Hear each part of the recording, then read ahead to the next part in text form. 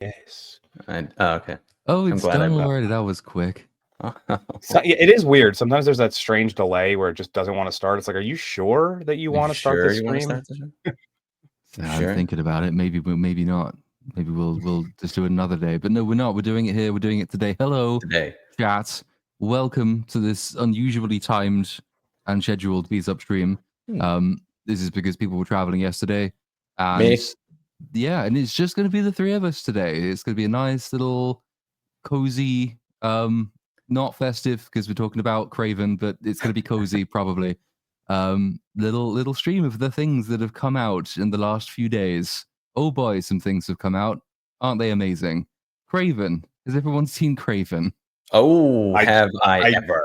I just finished it a little while ago. Actually, yeah, someone just pointed out this is kind of like your congrats on 200K stream. It's a very I barely had time to register that. So I'm running on 2 hours sleep because I was up watching Kraven until like 4:30 last night. And I had to be out of the house by about 8:30 this morning to go to a premises for a business I might be starting. Then I had to come back and watch Rohirrim and script that. Now then I had a meeting, writers' meetings, due as they come along. And then after that, it's this. And after that, I've got fucking personal trainer coming at 11. So my day is horrible. I'm really looking forward to talking about Kraven because, you know, it'll take my mind off all of the other shit that I've had to do. There's a lot of pleasure in tearing apart bad movies, man. So this is somehow divisive, by the way.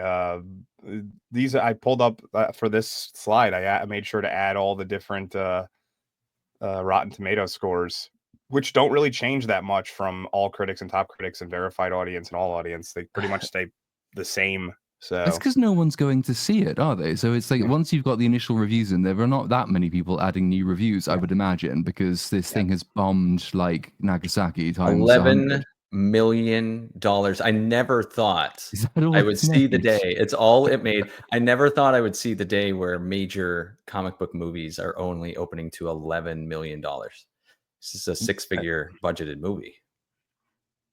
Yeah. You mean a nine-figure? Or nine, but yeah, six figure. It cost $100,000. Yeah, it looked like it was a six-figure. It looked like it cost $100,000. Excuse me. No, but like the 71% audience scores, like that is abysmal for an audience score. I mean, the tomato meter goes without saying. I think this is kind of one of those situations where, yeah, we don't really trust Rotten Tomatoes too often, but damn, I think you can trust it here. This movie's not good. I can confirm I wrote a 30-minute review on the piece of shit, so it's not great. Dark Hour. Did you see this movie? I just watched it at 2 times speed. So that made the film about as long as it really should have been at normal speed, right? Yeah, honestly, I kind of wish that I didn't waste all that time on the Skeleton Crew video that got stuck in copyright hell and then got stuck in ad hell and now is stuck in no one's watching it at all hell. So it's but it it's the first thing that comes to mind is this. Yeah, it's Kraven time. The first thing that comes to mind, this is one of the worst looking movies I've seen in a while. Like visually, it just is trash. Yeah, it's really hideous. It looks like everyone's standing against the green screen at all times. So it's painfully obvious. And nearly every shot has been done against the backdrop. Like there is no, it looks like there's no location shooting at all in this movie. That's the least of its concerns too, because I think we can get over bad visuals a lot. Like a lot of us have to sail the high seas to watch some movies anyway. So you're just kind of watching a shitty copy anyway. And by the way, that was a fucking nightmare to find. It's I think it says something about how little interest there is in both this and Rohirrim that I'm still struggling to find copies of either of them. You have to go to some really strange places to see this not at the cinema. Didn't you watch the copy I gave you? I tried. And then I figured, well, I can't really edit with that one. That's the problem. So I had to go searching for Also, you did not disseminate copyrighted material. That would be very illegal. Of course, we don't endorse that kind of practice here at all. That's I just words. No, when I say I watched it at 2 times speed, I just snorted a big line of Coke right before I went to the theater. That's what it was. It was just I was watching it. For me, it was too. Everybody else, all no people in the theater, was fine. But actually, it was funny. So I went to go do this like mystery movie Monday thing yesterday, and I just popped my head into a Kraven, just one of the ones just to see, and there was nobody in there. Nobody at all. I was like, wow, this is sad. And the movie had already started. It wasn't like it wasn't like it was like 20 minutes from now. No one was like, it was already at least 15 minutes. It was just playing to an empty theater? We're just playing to nobody. Which I guess they just do on the off chance somebody shows up late and buys a ticket. I mean, it doesn't really change the amount of they make on it or anything. It just is running. I think a cinema would get a lot of goodwill if it very publicly turned around to Sony or Marvel when they offered it one of the movies and just said no. No, we're not having Kraven. No. You realize we'd lose money on these, right? Take it somewhere else. We don't want it. Fuck you. Why did you think this was a good idea? This is madness. Before we get into anything, I guess, like plot-wise, though, would you agree with apparently what a Sony executive has been saying, that if you added Spider-Man to any of these movies, Madam Web, Morbius, or Kraven, that would make it worse? Well, yeah, if you just dropped him into the current context that the movies exist in. But if you drop Spider-Man in, it fundamentally changes the entire movie. It might be a new kind of piece of shit in the end, because we've certainly seen bad Spider-Man products, but it would improve the story, I think, just as a baseline. Like, even if the bar is here and Sony shoots for way down here anyway, they'd at least be like right here. See, that's not what they thought. I have a quote here, which is an interesting quote, because I genuinely don't know what the fuck they're thinking. Obviously, it would take several days to unravel all of the weird sort of tangles. I'm not going to use a web pun, but the contractual stuff for Tom Holland Spider-Man. And I think everyone just assumed that he wasn't appearing in any of these movies because he wasn't allowed to. Well, a Sony insider told Variety, and here I quote directly, "There was a feeling within the studio that audiences would not accept Tom Holland Spider-Man suddenly popping up in a live-action film that wasn't part of the MCU, especially after Spider-Man No Way Home and the Marvel Studios projects Loki and Doctor Strange in the Multiverse of Madness established definitive boundaries to the Marvel Universe." They looked at Madam Web and they thought, you know what, we have to protect this from Spider-Man. That is what they actually apparently thought, anyway. Well, what's strange is that they thought they had to use Tom Holland Spider-Man. You do not. There are multiple Batman. A different one. Yeah, just use another Spider-Man. Use a Spider-Man that's fully CGI, and you don't even have to take off the fucking mask. There you go. Like that would improve the characters.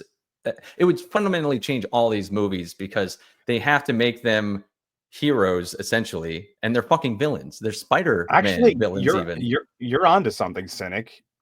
It would actually make no sense for him to ever appear without a mask on if they're the villains. They wouldn't know who he was. Right, he'd kind of be in the background, you know what I mean? Like, yeah, like he could literally just always show up with full costume. It doesn't have to be that. I never even thought of that. Dude, pay Andrew Garfield to voice him. Yeah. Like, you know what I mean? Or Tobey Maguire. I'm sure Tobey Maguire could use the work. Dude, if they put Andrew Garfield in just as a CGI Spider-Man and they had him do the voice, it would at least amplify these movies like 10x, because they're already terrible. Like, every single one of these movies is fucking abysmally bad. Which one? So here's a good question. Which one was the worst? Like, was it Madam Web or Morbius? Madam Web's the best because it's funny. Yeah, I unironically enjoyed Madam Web for all of its terribleness. I'd say probably Kraven is the worst, because it might just be that I'm jaded and I watched it while really tired, knowing I didn't have any time to go to bed. But I was sitting there thinking, what the fuck am I doing? Why is this taking so long? This is your life. This is your career, Platoon. Why are we, what is going on with the buffalo and the rhino guy? We're really committing to the animal bit, aren't we? And the fucking Russell Crowe with his Russian accent saying, "Oh, my son, he's like a chameleon." And of course, at the end, he turns into a chameleon. Fuck you, film. I get that it's comic book based, but try harder. No, I was saying in my review that this is a a Sony Pictures movie through and through because they never left the early 2000s approach to superhero films. What's campy, not that Sam Raimi's Spider-Man are anywhere near the poor quality of these movies, but they're campy. And they just kept that approach as if everyone was Sam Raimi. Like, let's just make these early 2000s-esque tropes apply to every single film we're releasing in this new Spider-Man universe, or Spider-Man-less Spider-Verse. They are all really cheesy. They're really campy. And then you mix it with the fact that they have to basically create a new character because all of these characters are connected to Spider-Man. It's just Kraven in name only. It's Venom in name only. Even Madam Web in name only. So not that anyone gives a fuck about Madam Web, but it was. Oh, go ahead. Go ahead. I thought you were done. I was going to say, it's funny because the first 10, 15 minutes, I was like, okay, maybe this won't be terrible. Because it was like... They released the first 8 minutes online for a reason, because it's like the coolest part of the entire movie. And then like, as I was going on, the only thing that kept coming to mind to me was if this... And it seems like this has been a running theme with a lot of stuff lately. If this was a standalone movie where they didn't try to cram it into an existing thing and kind of took the time to be like, this is just a guy, like, this is a guy who, you know, maybe take out some of the more fantastical aspects, but like is using his abilities to try and help, you know, animals and shit. Like, you know, that in that beginning, like, oh, you're a poacher. I don't like that. Like, that could have actually been fine. And then they started going off the rails about like, right when they flashed back to him as a kid. That was right when it went off the rails. And it was not a flashback. It was 30% of the entire. Yeah, it was 30% of the movie. Yeah, like had they like the beginning and like him being like pissed off at the poachers and stuff, and kind of breaking into the office with the crossbow and shit. Like that was fun. That was actually okay. And then it quickly just went like, whoa, what the fuck is going on now? It did seem to commit to like quite a gritty, slightly grounded style of violence in the opening sort of 10 minutes, which I didn't mind. Like that made me think, oh, maybe this film isn't going to be really silly as fuck because they're actually showing it feels a bit kinetic and tangible. They're doing a bit of work to try and make the fights believable. He's obviously not a good guy because of the way that he fights, and he's obviously brutal and animalistic. That wasn't terrible. Then the rest of the movie happened, and it was already bad because I'm slightly prejudiced. It's the Rick and Morty thing when he's up in the lighthouse, the guy who reads him his story, and like he talks, and then he's then cut 3 weeks earlier, and it's just disappointing because you really should start stories ideally where they begin rather than fast forwarding to where the action happens to be. But you know, you can break the rule sometimes. It's acceptable to do like 16-year earlier flashbacks. That's fine. But it has to be worth it. It has to be exceptional. You have to have a really good, grounded story reason for doing it.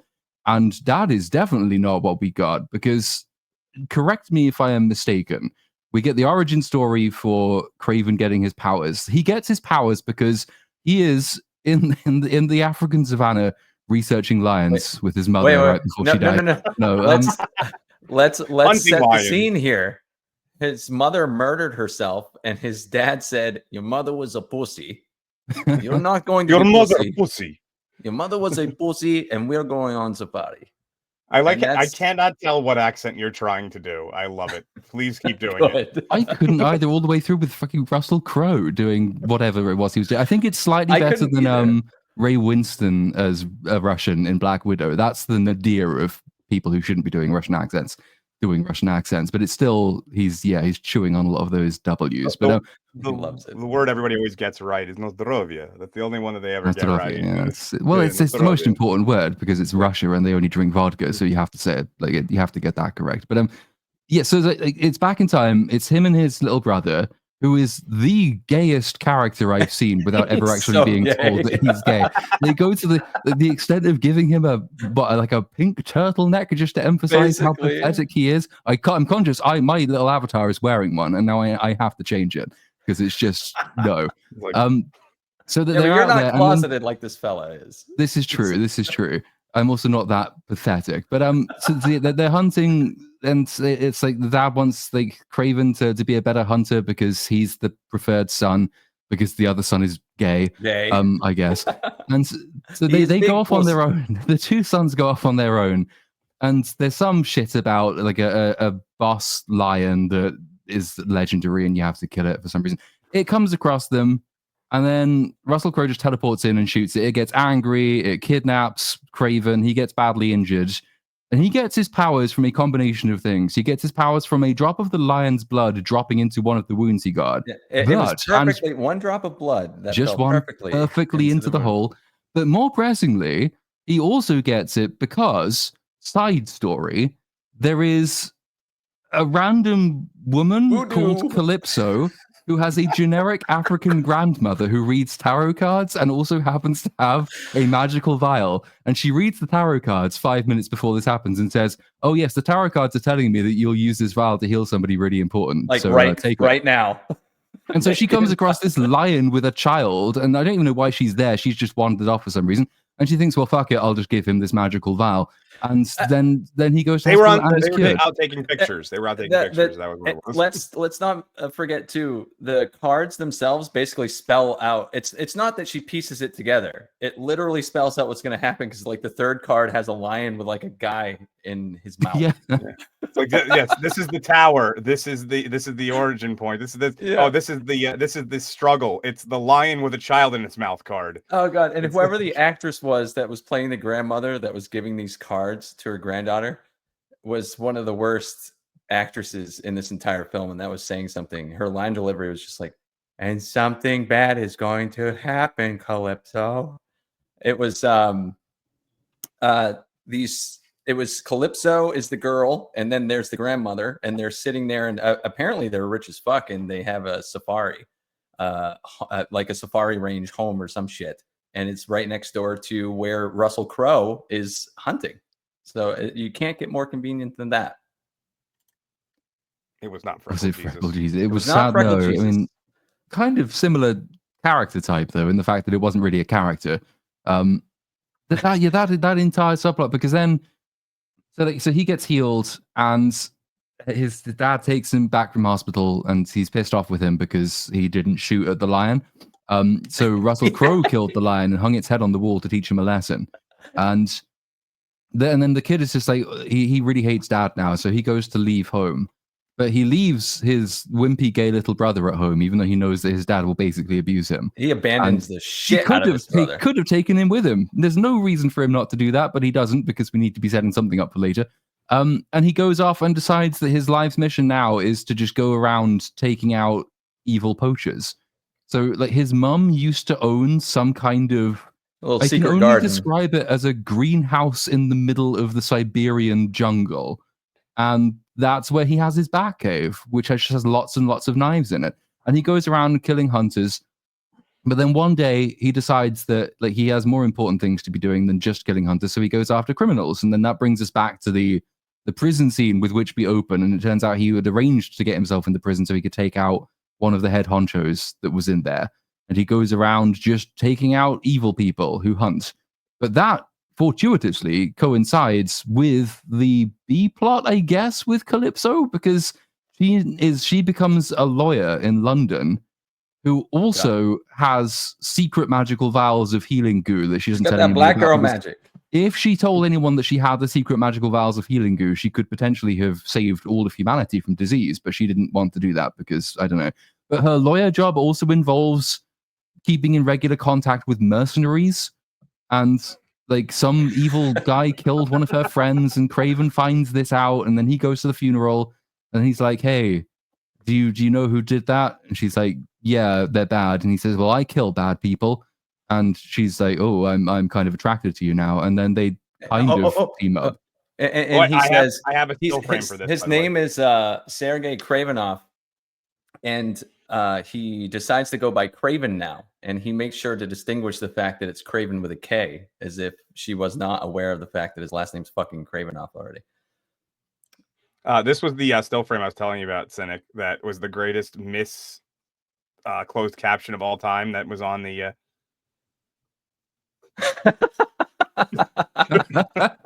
Oh no! So he gives her the card back, and she's like, "Oh, this is my grandmother's card. I still carry the deck on me." And I rewound it. I was like, "Did that say I carry the dick on me?" Or I was like, "Yeah, I forgot to include that in my review too. Like, she happens to still carry a giant fucking deck of tarot cards in her purse at all times that her grandmother gave her when she was a kid." Yeah, I mean, there you go, detachable penis. Yeah, I mean, you could take this several ways. It's obviously not the real line, but I actually had more fun reading for the bad translations of the or the auto generated captions. Those are always hilarious. That is that's good shit. I don't have any more. That was the only still frame I grabbed. So go on, Platoon. It's a very, very good still frame. I will be using that if I ever get around to doing a video on this. I'll send it to you. Much obliged. I'm trying. Where the fuck are we plot wise? So yeah, so he meets her. Calypso. Yeah, he meets her. Calypso, and he's like, if you join me, then I'll murder the evil people. And she's like, well, she's a lawyer, so she should say no. And well, also, no, that's a strong opening pitch. You know, I kill people for a living. It's a good one. And by the way, I kill people who don't actually do anything particularly illegal. So like, hunting is legal. And he said, well, I think that's bad, so I kill them. He's the Luigi Mangione of the Marvel spin-off universe. And she's into that because she doesn't like the evil people either, because one of them killed her friend for some reason. And so they sort of slightly they team up later, but if I might be getting my order of events confused. So he goes then to little brother's birthday dinner, right? His little gay brother obviously has his own piano bar. He admits to abandoning his brother when he was a little kid, so he just shows up once in a while now as an adult to really fucking drive the knife in. I like that. And I assumed we were setting something very important up because, you know, surely he doesn't wear a mask when he goes around killing people, and like he doesn't seem to want to hide his identity. So surely he doesn't just walk around in public looking like someone who goes around killing people in public, because that's silly and he'd be spotted. And also wouldn't his dad have wanted to find him, and wouldn't he be trying to hide from his dad? And surely he wouldn't ever risk exposing himself to his evil tyrant father who would probably want to take vengeance. But no, he just turns up at the dinner as well. They just meet up once a year and nobody really gives a shit. His dad's just like, yeah, you're still, I can't do the accent. You're still pussy. That's the one. He still wants him to take over the business, the evil drug trafficking / hunting business. And Kraven's like, no, I don't like that. I don't want to do that. / hunting business. He's got his fingers in all of the many pies, does Russell Crowe, and you can tell because he's really fat. And he is, but then big man. God, how does this even? So tangent, and I say tangent, it is still the plot allegedly. There is a group of people trying to muscle in on Russell Crowe's evil drug / hunting business cartel, right? So this is, we saw him in the flashback. They did Iron Man 3. You know Iron Man 3, where the guy whose superpower is just to get really hot sometimes, he meets Tony Stark in the before times and offers him a business proposal and is rejected, and that sets him up with his villain motive. It's the same thing. This is Rhino's origin story. So Rhino in the flashbacks, like a weedy, greasy guy who's like, I want in your business, and Russell Crowe says no. And then he comes back and he's met some doctor guy who's turned him into a rhinoceros. Comic book movies, aren't they? Miles Warren. That's the name. Little Easter egg. And he wants to take over the empire, and he does this by kidnapping gay son. Because Kraven was staying there, but he had to go outside because he couldn't sleep, because he tried to lie on the sofa and he kept getting woken up by generic African noises coming through the vent. It's just, could you not try harder? And he wants to kill Kraven because it's known to mobsters that if you're on Kraven's list, the only way you ever come off is by dying. So he wants to preemptively kill Kraven. And that's Rhino's motivation. And Rhino also relates everything that he ever talks about to being a rhino.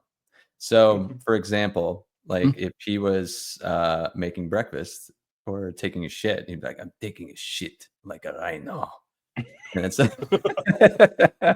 like rhino shit like a rhino.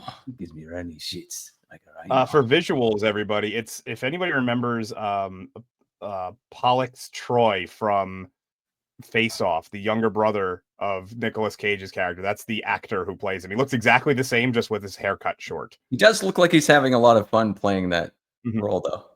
He's kind of chewing up the scenery in a few moments. Well, because they probably just told him to ad-lib all his lines and just say, relate this to Rhino. And so he was just having fun coming up with, like, what's your strategy, Rhino? Well, when I see things, I just charge at them like a rhino. I am impervious to pain like a rhino. Except that it hurts so much that I have to stop it. I get really horny and it hurts like a rhino. Like a rhino. This is the level of dialogue we're dealing with in this movie. It's not even that much of a stretch. But the reason he knows who Kraven is, you would think is really obvious, right? Because Kraven doesn't wear a mask and he kills people in public. So surely he's like, his face is well known. But he's simultaneously a myth that no one believes in, and also not a myth because he can be tracked. And someone slips a USB drive under Rhino's henchman's hotel room's door, which has video footage from the prison in Siberia. And all they've done is that they've just taken a freeze frame and then someone stick a graphic over it, which says like 85% match for Kraven the Hunter. Like, how the fuck does that work? Because unless you know what Kraven the Hunter looks like, you can't match a face to it. But we need that because that moves the plot along. You might be thinking, I wonder who could have put the stick under the door of the evil henchman. And that's a twist we'll save for later. No one thinks about it until the scene when it becomes really relevant. So yeah, he wants to take over. So he kidnaps Gay-san, and then Kraven goes after Gay-san, but they escape with Gay-san in a helicopter. I'm trying to think how we then jump. Oh yeah, so then he's like, well, I know a lawyer woman. Lawyers know mercenaries, so I'm going to call her and I'm going to ask her to ask her mercenary friends which mercenary stole the gay kid, and she does, and she's like, right, I got it. But the person, her contact in mercenary land, is betraying her to a guy called the Foreigner, who just shows up on some stairs. And not just show up on the stairs. He was apparently just there during their 2-sentence exchange. And as soon as she leaves, the guy turns around and the Foreigner's standing there and he goes, did she buy it? Like, dude, you're fucking listening. You're standing there the entire time, you creep. The Foreigner is introduced, and he's called the Foreigner because he's not from around here. That's very clever. Nice reference to Futurama right there. But yeah, that's and his power set is confusing. So I assumed when I first watched it, well, he was just kind of fucking around. His power set doesn't do anything useful. What he does is, and I guess this is comics accurate. I don't know anything about these comic characters, so I'm guessing it is comic accurate because it's quite shit. He takes off his glasses and he says 1, 2, 3, and he disappears. And then he reappears behind them and kills them. And you might be thinking, well, that's needlessly flamboyant. Why didn't you just take out a gun and shoot them? And he doesn't do that because there's he also has a point. Style. There's a point where he counts 1, 2, 3, and he takes the guy's gun and like turns it around so it's facing him. And you think, it's gonna, the guy's going to shoot himself. Yeah, you've seen it before. You think the guy's going to shoot himself, and he's when the 3 count is up, he's like, huh, and that's it. So that's all that fucking happens. It's so weirdly cut away from that scene, because that's when he's going to meet Rhino, and he tells, because Rhino knows that even though Kraven is a myth that no one believes in, Foreigner has been tracking him for his entire life, because at some point Kraven killed Foreigner's mentor, I guess. So he's taking vengeance, which he does by studying Kraven's methods, even though no one knows who Kraven is, and there's no evidence but loads of evidence. But it's so weirdly cut, because he goes to the meeting, and then he's like, hi. And he's like, hi.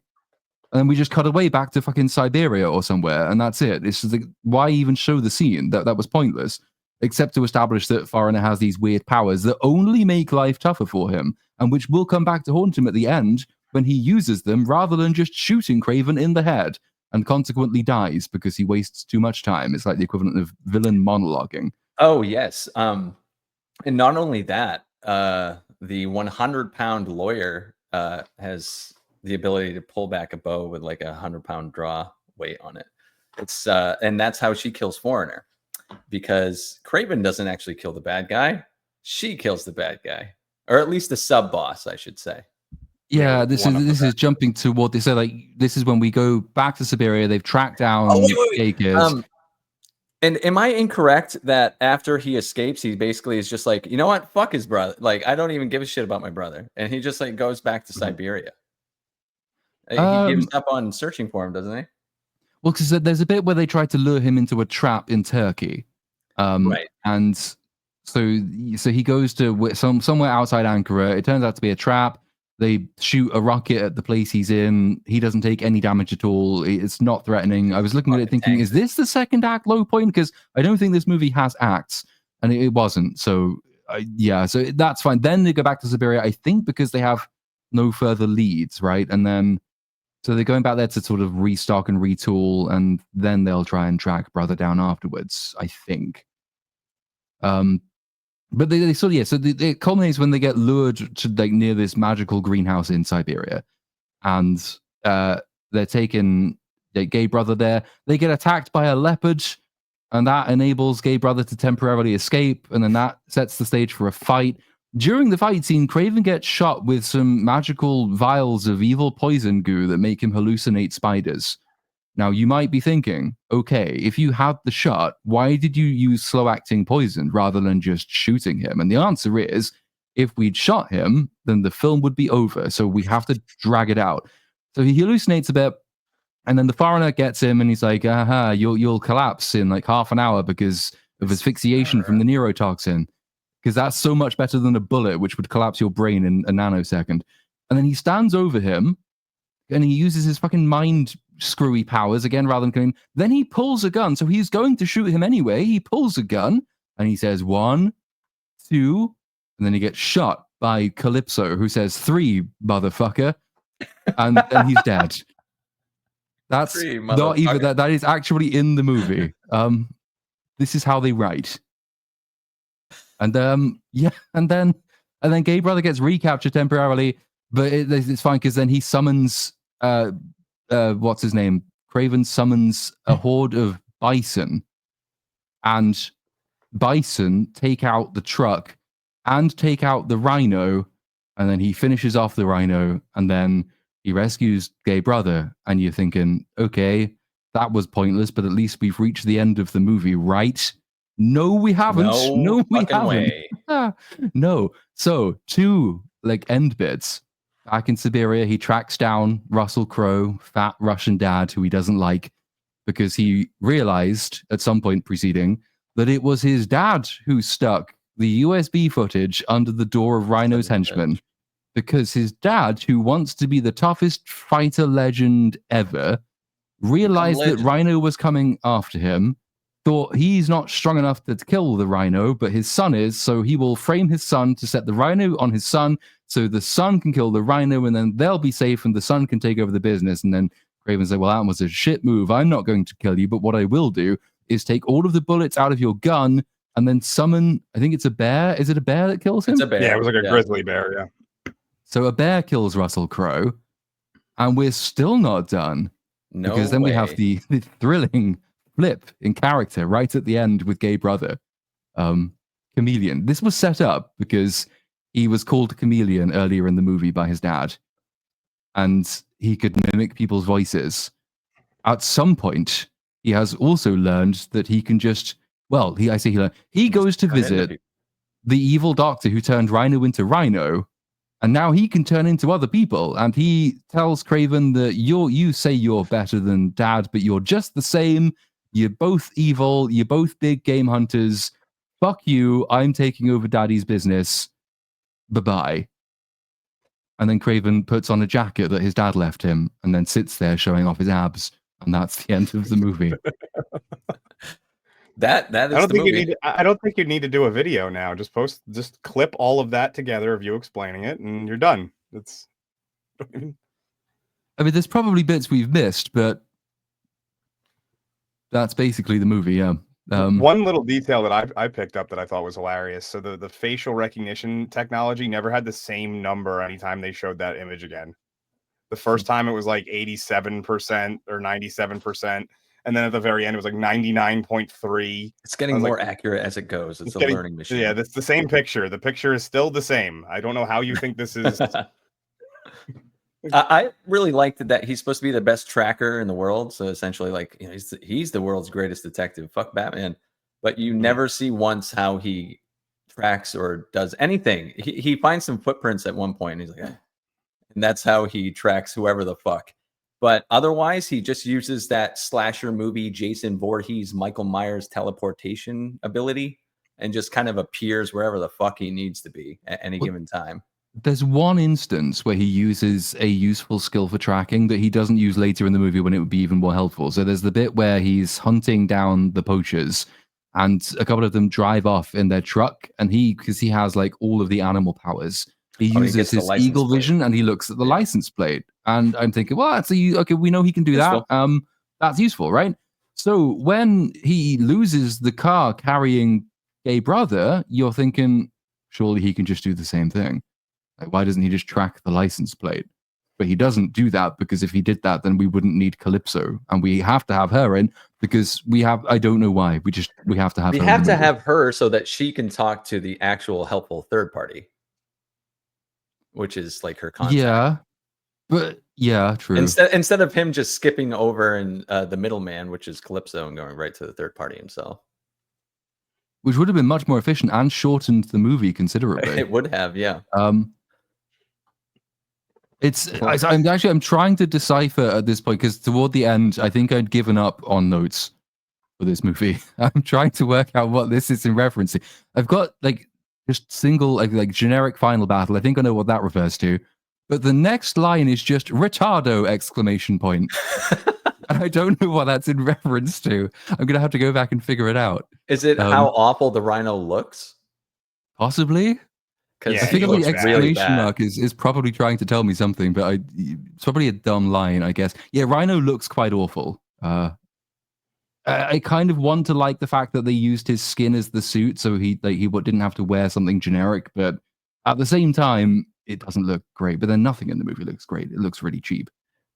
Yeah, it looks really horrific. Does anyone know if they had to reshoot this movie? Probably. I don't remember hearing anything about reshoots for this. Wasn't it delayed by like 2 years? Yeah, that was what's that also blew me away once I saw the movie of like, wow, they delayed this in hopes, like, did they think they really had something here and they delayed it in hoping like this would make the money? Because it was delayed due to the strikes, so they weren't going to be able to have anyone to advertise the movie. They weren't going to be able to send people out. There were carpets. So they pushed it back due to that, but you knew what kind of movie you had on your hands, so why even bother? Especially to just dump it out the way they did. I heard they removed screens because they knew the projections were so horrible. I did just Google it. Apparently, the movie did undergo strategic reshoots to ensure its quality. Yeah, sharpen the characters and tighten the plot. I would believe it if it was to ensure its shittiness, because they did a bang up job. The director was also super pathetic, like saying like the poor quality. Yeah, please watch my movie. Saying that the other movies in the Sony-Verse were, admitting that all the other movies he didn't make were terrible, but please give this one a shot. And then it turns out it's arguably, like Platoon said, it's arguably the worst one out of all of them. I'm going to give it at least a month before I determine if it's the worst one, because it's the freshest one. So automatically I'm like, wow, this was so much, but like I need to give it a little time. Did you see Venom 3? That movie was fucking terrible. Yeah, I didn't think it had any redeeming quality at all. I hated that movie. That one probably annoys me more because it's made money. All of the Venom films annoy me for that reason. Yeah. In a way, I'm more offended when a bad film makes money than I am when a worse film makes no money, because at least everyone just knows that the worst film is memeable.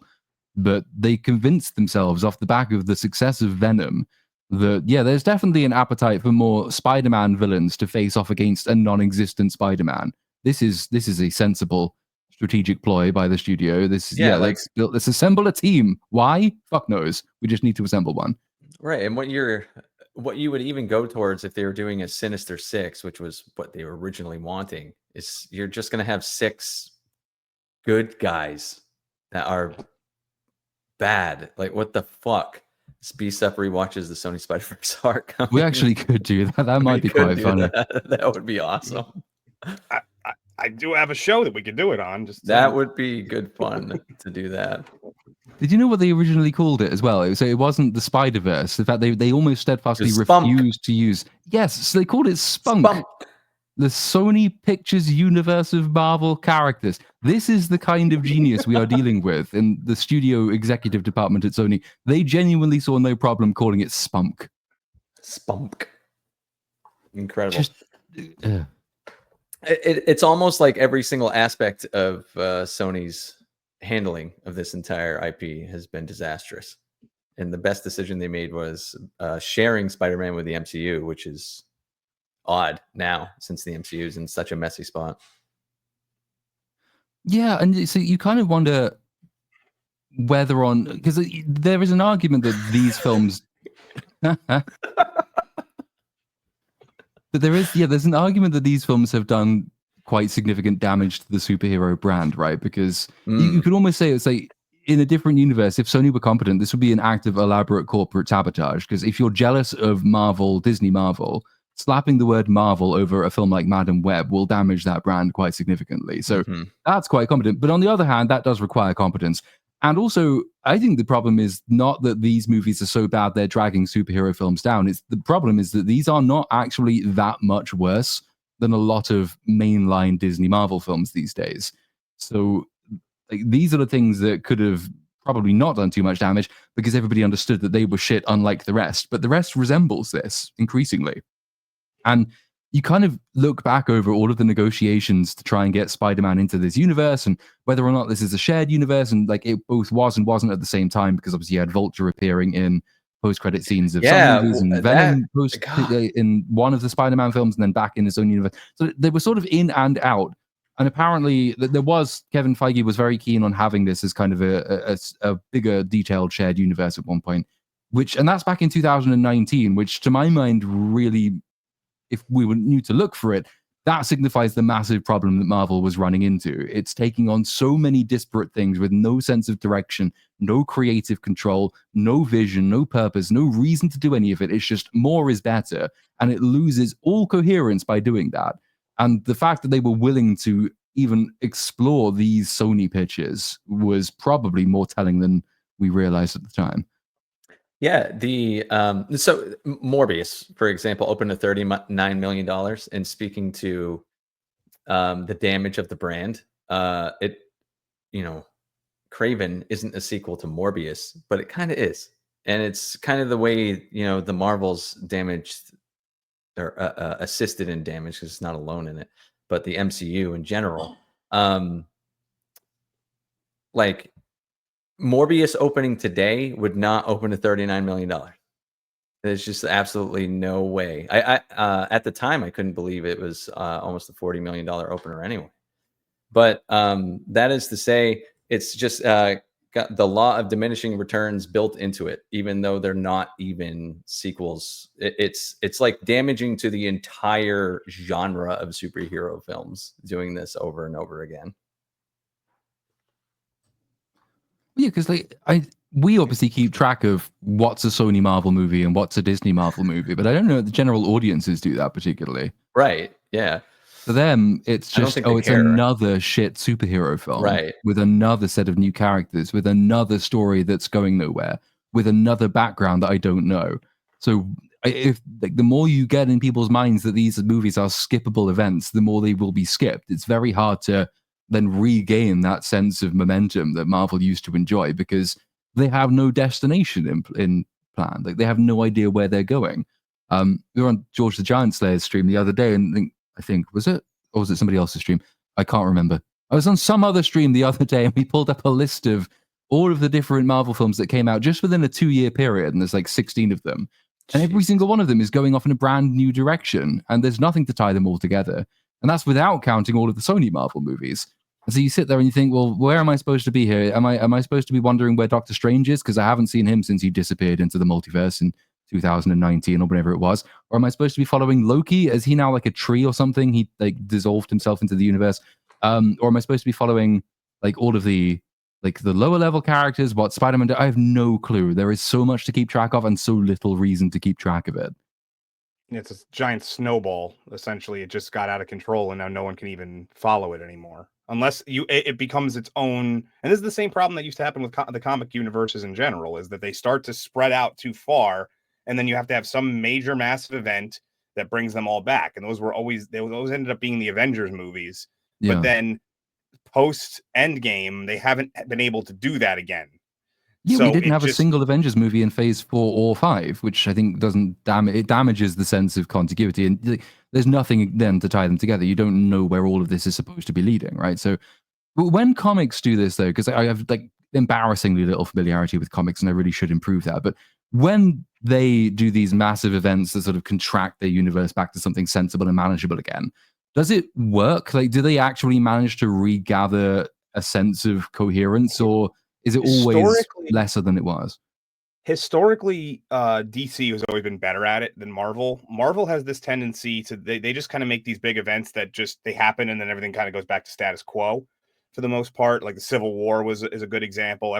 This huge converging storyline where everybody's now interacting, and then it happens, and then they kind of go back to being what it was, and then World War Hulk happens, and then now we're back to all this.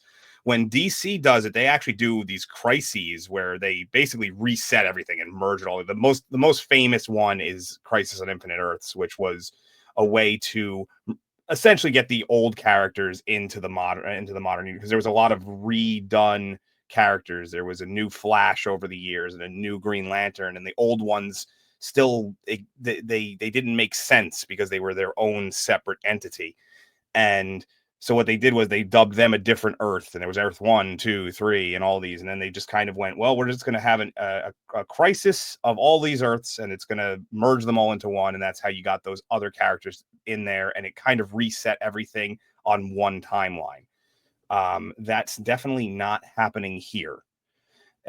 Even with the Avengers movies, it is more similar to what Marvel was doing, where they would bring everybody together and then they just shoot right back out and go back into all these different. But now there's more characters because that Avengers movie always seemed to add new characters, whether it be Wanda and Quicksilver in the second Avengers, and then I kind of count Civil War. I know it's technically a Captain America movie, but I really just kind of dub it as it's just a Marvel movie. It just happened to have Captain America's name on it.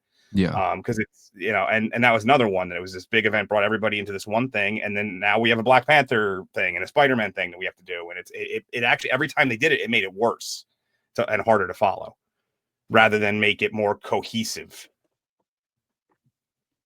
Because it does need, I think it needs some kind of massive contraction, and if they had the confidence, killing off important characters and letting them stay dead would be very important. And then contriving some mechanical reason why the multiverse might still exist, but it can no longer cross. So you don't have this, oh, well, we can just bring back so-and-so. No one's ever really gone. Someone, a different version of the same character will cross from a different universe, and then we can just keep them renewing.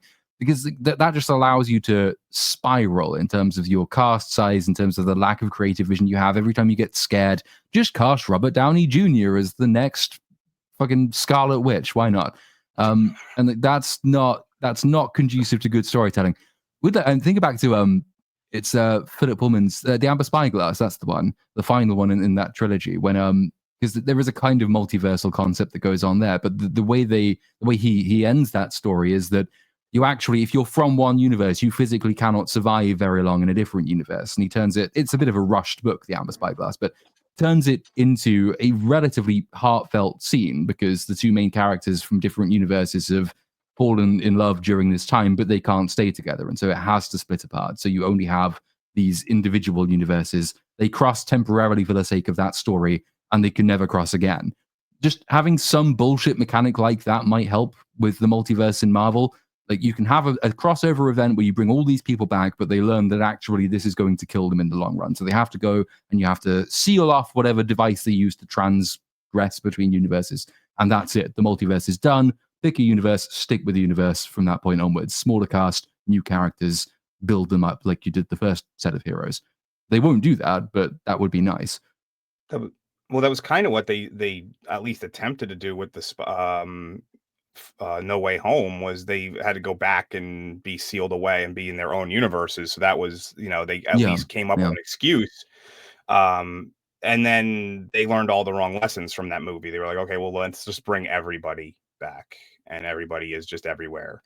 And I actually don't really necessarily think it's a terrible idea to have that the void where all the dead characters go that you can kind of tap into from time to time, but and then you can just mash your toys together.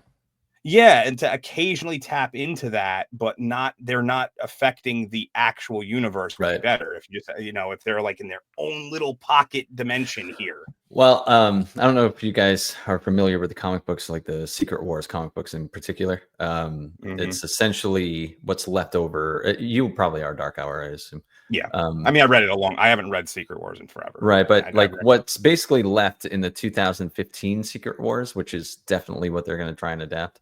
Which is the it's worst just one. There are no universes left. Like the multiverse crashed, and all that's left is a little place called Battle World, and it's essentially like the Void, where all of your little toys go to play, all the toys that you like so much, and it's an excuse to have all these characters interact, and I think that's where it's going to go for Secret Wars, the movie itself.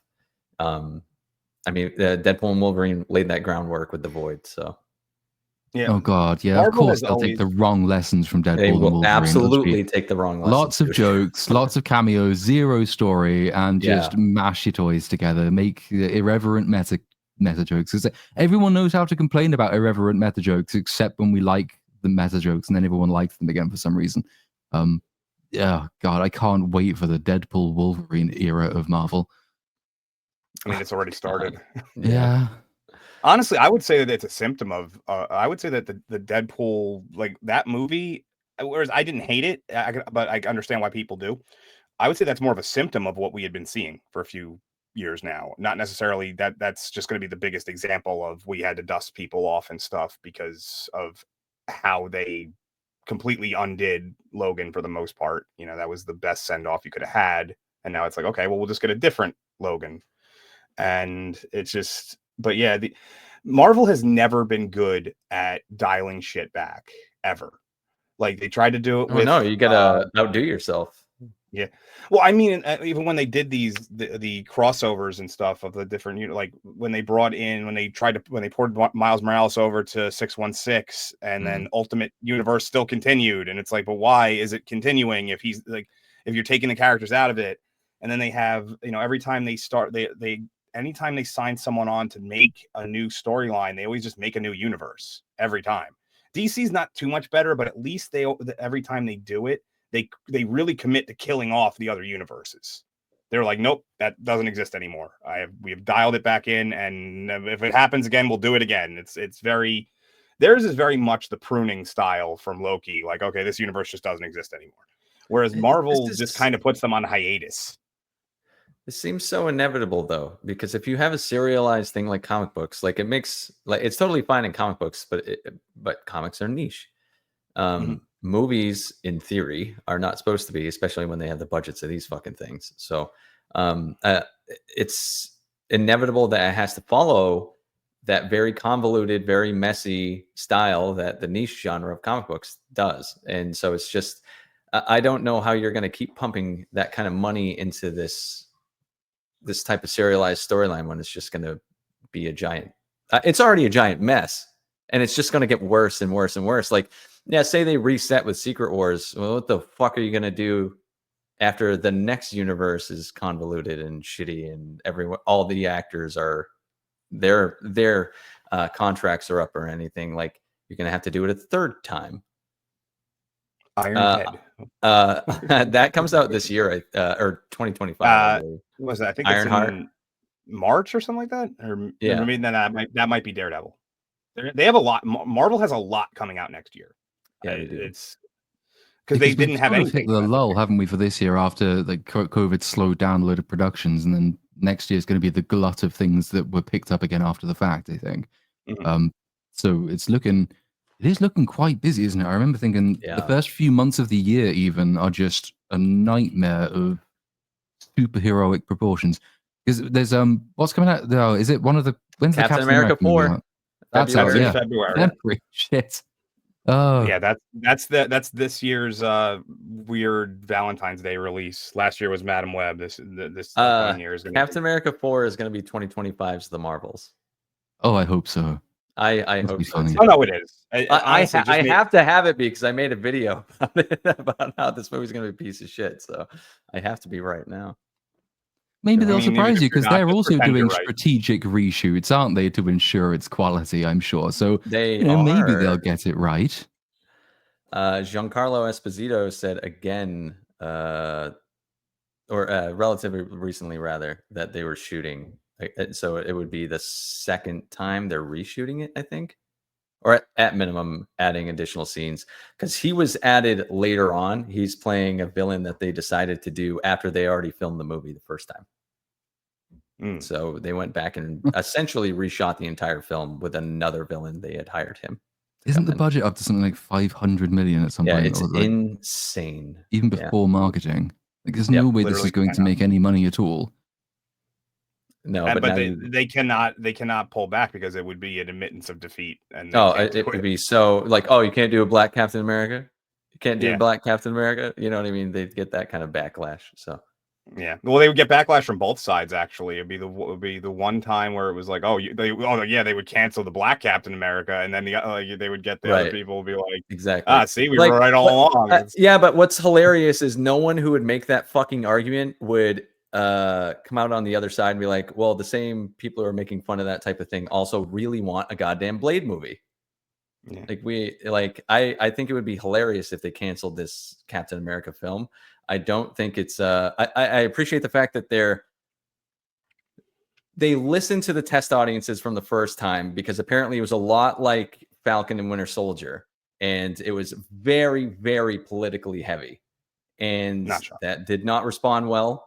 Or the test audiences did not respond well, so they tried to take that out. I do appreciate that, but that kind of thing is going to linger. They didn't 100% reshoot the movie, so just the essence in which this film was even created is still stuck in that kind of DEI era from 3 or 4 years ago, because that's when it was all started anyway. Yeah, it's exactly, and I made a video about it, and I made fun of that fact, but some of the comments were pushing back, just kind of what you'd expect of oh, you don't want a black Captain America, et cetera, et cetera. And that's obviously that's not the case. But those kind of people also wouldn't realize every single Marvel fan that's still in it, like me, also really want a Blade movie. I still really want one. I don't even give a shit at this point if it's Mahershala Ali or if it's Wesley Snipes again. Just give me another one. It's funny because I wouldn't have had no problem with them eventually bringing in Captain Falcon, as people like to call him, that version of Captain America. I just hate that they skipped one of the best storylines ever written for Captain America. Dude, exactly. The death of Captain America when Bucky Barnes took over was fantastic. That was written by Ed Brubaker wrote that. Brubaker is amazing.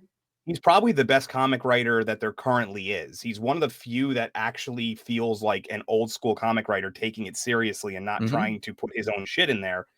I mean, his independent stuff is some of my favorite work of all time.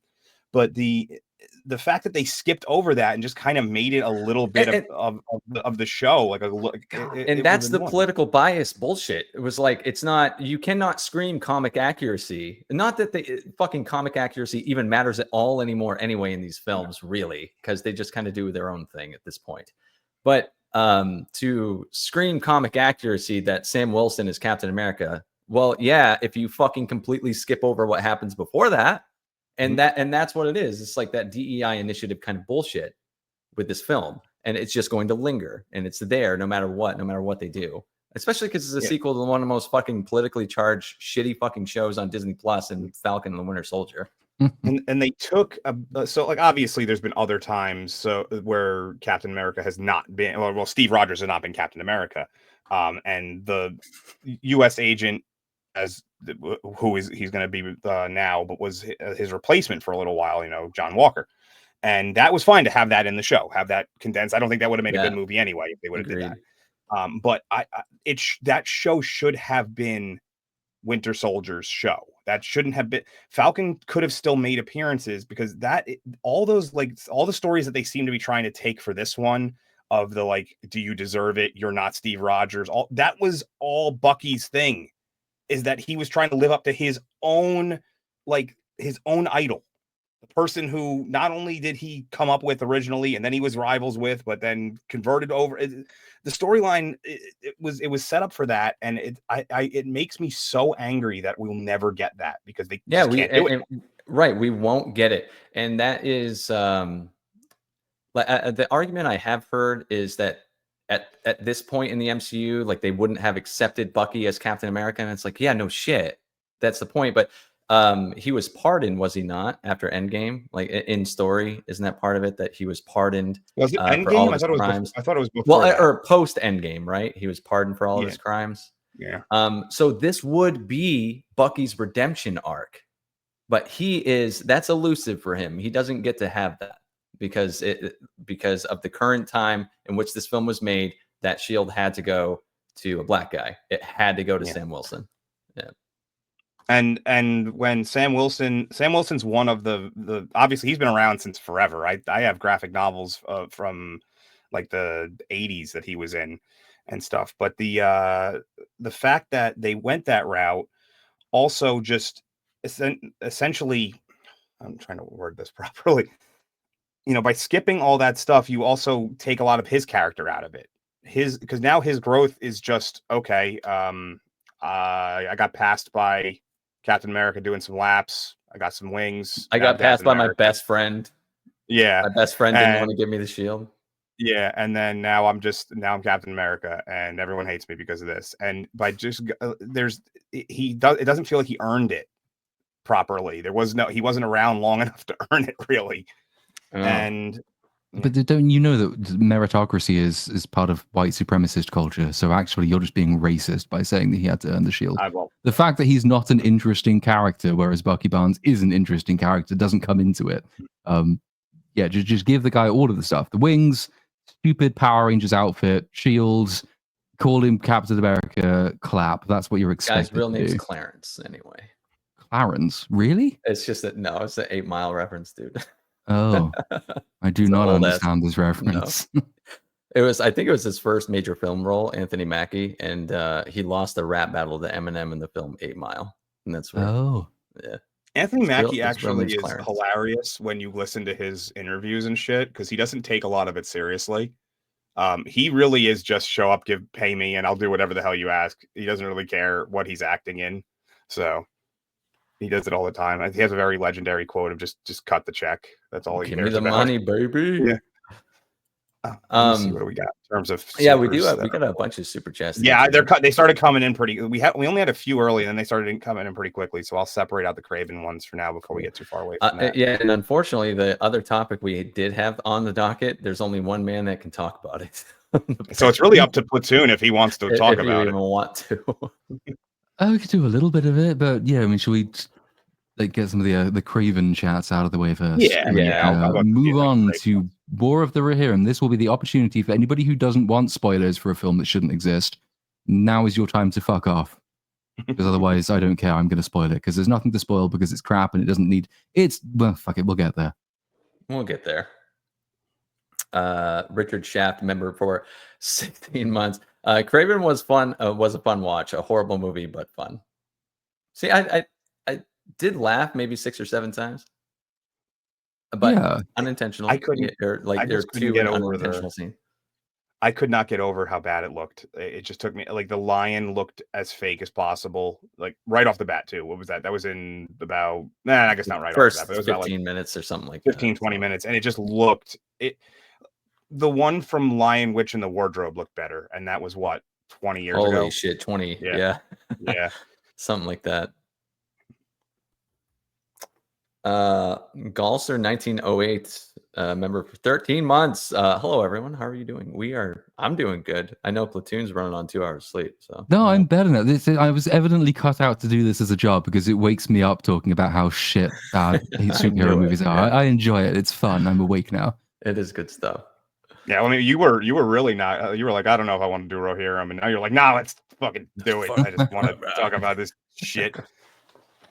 This one's not connected to anything, so we'll do it.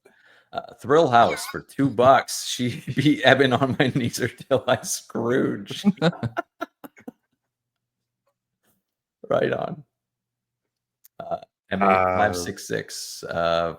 4 months of preloading. Milk. I think that's a sticker, like a emoji. Oh, I got just can't see it on our end. I can't see it. I can just read the description. Rhino yeah, milk? unfortunately, I can't find it in the. So I have the pop out chat over here to see it, but I didn't see that one when it came up, so I can't tell you. I'm guessing that it's an emoji though. David Gannon for $2. Hail, gents. Nobody was Kraven. No. Nope. The $11 million it opened to suggests no one was Kraven. Let's see. Do we have any more Kraven ones here? Up here. Steel Manning for $4.99. Thank you, Steel Manning. Damn, Kraven is the worst. That's a high bar for Schlock. Also disappointing because he had the best chance for a good solo outing. Yeah, and ruined from the premise, man. You cannot make a fucking villain into a hero and remove the primary protagonist in that story. They sort of realize that though, but only in the final scene. The scene when he goes back and his dad has turned the lion that his dad killed to prove a point to him, which made him hate his dad. His dad turns it into a coat, and Kraven decides, well, because my brother doesn't like me, fuck it, maybe he was right, and wears the coat and becomes, I guess the implication is his father. So the entire journey is about him not being a villain until the last scene when he decides, I guess I might as well be a villain. Why not? We're not so different, you and I. Fuck you. And he's not, the entire film, he's not doing any villain things. He's doing things that we've seen Captain America do. Like Captain America in the MCU, he fucking killed people, man. The one thing I will say positive about it is the one thing that we've been asking for out of these Sony alternative universe movies is to up the violence level. It looked like crap, but at least they upped the violence level. I mean, it was all CG blood and it looked like garbage. But that was the one thing that a lot of people complained about with Venom. That Venom should be super hyper violent. Yeah. And yeah. So if there's one positive I could say out of this, it's they at least listened to that. I don't know what that does for it at this point, but well, that just it just makes me think that they thought having an R-rated movie would be that's the turning point. Just give it blood and gore. It's not the answer. Obviously, a good story matters, believe it or not. Yeah, no, I 100%. I'm just saying, there's the one tiny nugget that I could give it is that at least they listened to that aspect. Is that people were like, well, if you're gonna do rated R and alternative dark villain universe, make them hyper violent. We got that at least. It did bite a man's nose off. It is my thumbnail. And there was that weird dude in the prison in the beginning who I think they actually CG'd in. I don't think that was. Dude, I was wondering about that. I'm like, even in the opening 8 minutes. Is that the Jaw guy? Yeah. The opening 8 minutes is supposed to be what sells the movie because that's what they released. Because right after the opening 8 minutes, it shows the title, and then it's for the next 25 minutes is a fucking flashback of when he was a kid. And the opening fight, or it's not even a fight, it's just him killing a bunch of people. If you watch the actual bad guy, the sub boss or whatever, he's just standing there waiting for it to happen. It's really poorly choreographed.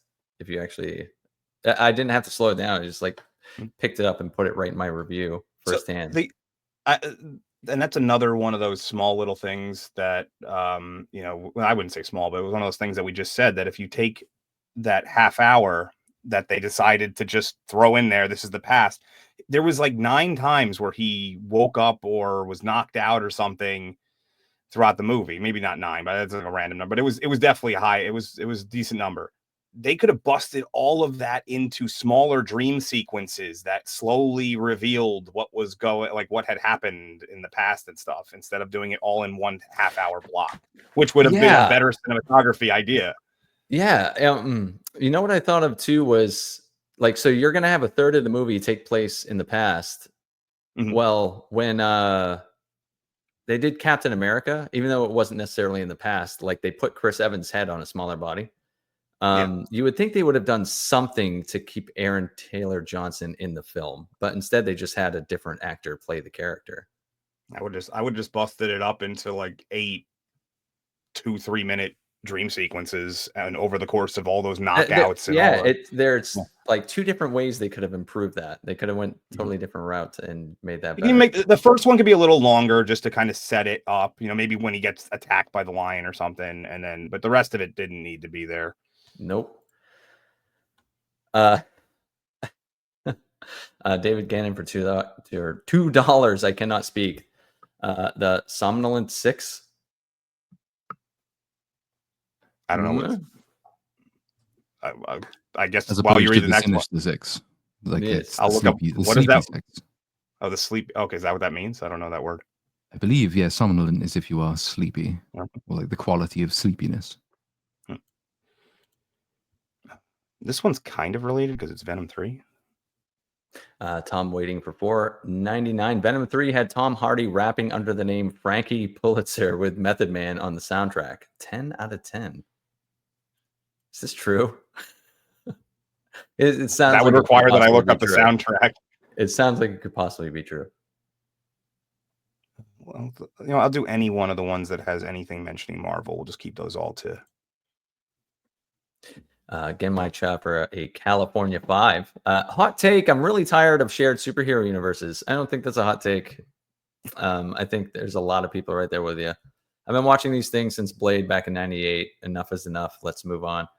Yeah, there was a point where we all wanted that, and then tastes just change. Like we've got a lot of shared universe bullshit, and now it's. I'd rather have much fewer superhero movies and just make them their own worlds. And like, I wouldn't mind having an Avengers world where it's like just those 4 max. Don't include anyone else, and have a Spider-Man world. And like, I really enjoy Matt Reeves' Batman world. I don't need it all. It is the frustrating thing, though, is that there's no reason these things have to be as bad as they are. There are still stories you could just be adapting which have been proven to work.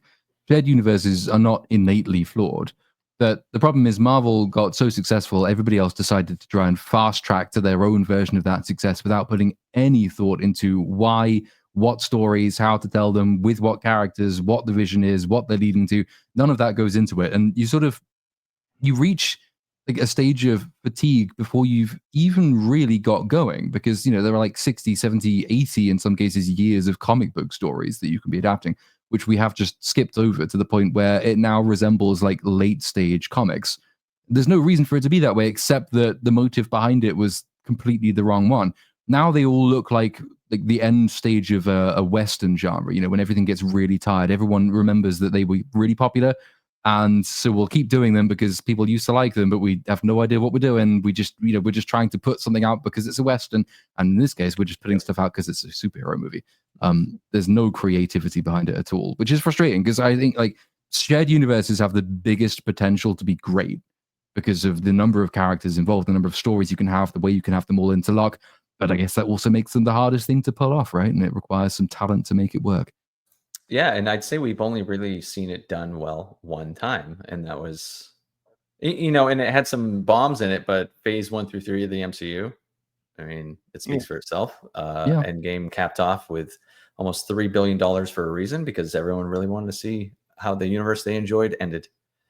What they really needed was a team of people. So like when Crisis on Infinite Earths came out, they hired people to go through all the comic series, find the problems, basically this is going off this way, get everything into a pile, and like, this is what we have to fix. These are all the things we need to make sure are in the storyline. And I don't know, I'm guessing that originally, I assume that was Joss Whedon early on, with the first Avengers movie, that was kind of handling that duty. And then when he left the projects, and then they started kind of just bringing in directors as essentially extensions of the cast, and they were doing it from a corporate level, it started to get to the point where there was nobody really looking at the minute details that were slowly breaking off in directions that didn't make sense. And they needed to really have a core group of people that all their job would, and the best thing would have been if they would have just went and hired some comic book nerds, just guys like that really like give us, a shit, like me and Cynic. Just two, 3, 4 guys just sit in a room and they read through the script and come back with some notes and go, hey, these 3 things don't make sense with these other 4 movies. Like, and just fix those 3 things and it'll help. And it wouldn't have solved every problem, but it would have slowed them down.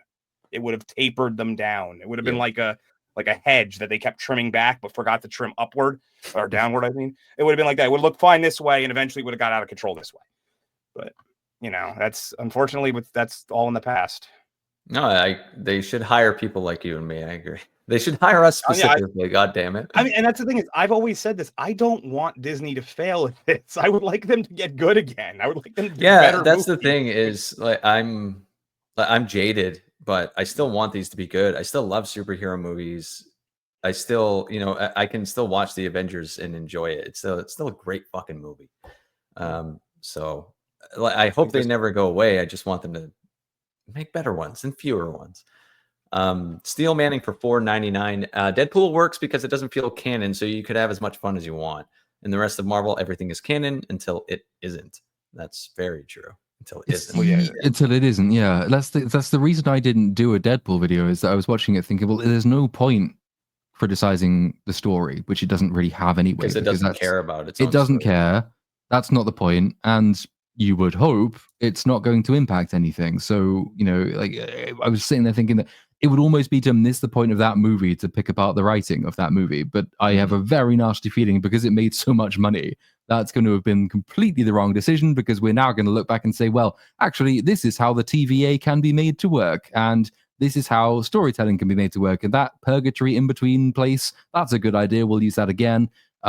They'll keep coming back. Yeah, that was probably an oversight on my part. I think I should have torn into that a bit more. Yeah, that would have been a really interesting rabbit hole to go down. I made a video called Deadpool and Wolverine Can't Save the MCU. And with that theory, it sounds like it will ultimately destroy the MCU. It wasn't the Marvels after all. It was Deadpool and Wolverine's. No, and it'll be interesting if that happens, because it'll kind of reveal a lot of, when people have been talking for the last several years about whether the major problems with storytelling in movies generally is woke or a more broader and deeper form of just bad writing. I think this will ultimately reveal the bad writing point, in that it's woke is a specific species of bad writing in movies, but that will, in theory, disappear completely at some point in the next few years. One will hope. Yet if that's replaced by something with the storytelling quality of Deadpool Wolverine, we are not in a particularly improved position. It's still shit. It's absolutely a mess. And that's because underneath everything, the reason these weird political ideas take hold is that ideas that normally form the basis of a good story aren't there to begin with. We have an ideas crisis and a writing quality crisis, which allows stupid socio-political stuff to come in. The socio-political stuff will disappear. The shitty lack of imagination will remain. And we might enjoy it a bit more for a bit, because some of the jokes will be allowed to be funny. Right. And that's what they're counting on. It's just a Band-Aid right now, because it's a stopgap. Like, there's no fucking way the Avengers movies aren't going to do well. It's going to be impossible. It's what they do after that's going to be super important to that IP. I just do not know what it's going to be. I mean, my guess is they will go the rerouted universe, and you'll have Captain America again. You'll have Iron Man again. You'll have Wolverine. They'll just be new versions of those characters, because I think what they'll want to do is finally be able to have all those characters interact for a few phases, like X-Men crossing over with Avengers regularly, things like that. But that will require, if they want to do that, really great storytelling that is probably not going to be in Avengers, Doomsday, and Secret Wars. Steel Manning again for another $1.99. Snowflake and Safe Space movie adaptation when? Yes. Oh, I wish. I wish too. That'd be fucking great. And this one I'm just going to do because he said he's an hour behind, but it was a congratulations. Yeah. Jeremy Soden for $10 fake. Watching an hour behind, but congrats to Little Platoon on 200,000 subs. Have a pint on me. Much obliged. I will. Well, I can't do so because the personal trader's coming, and he won't like it if I'm drunk, which is depressing. I might do it after he's gone. But yes, no, thank you very much. It's been a bit of a grind for the last few months, but it got there eventually. Have at it, Platoon. Oh God, what is this shit? Why am I looking at this? It's War for Rohirrim.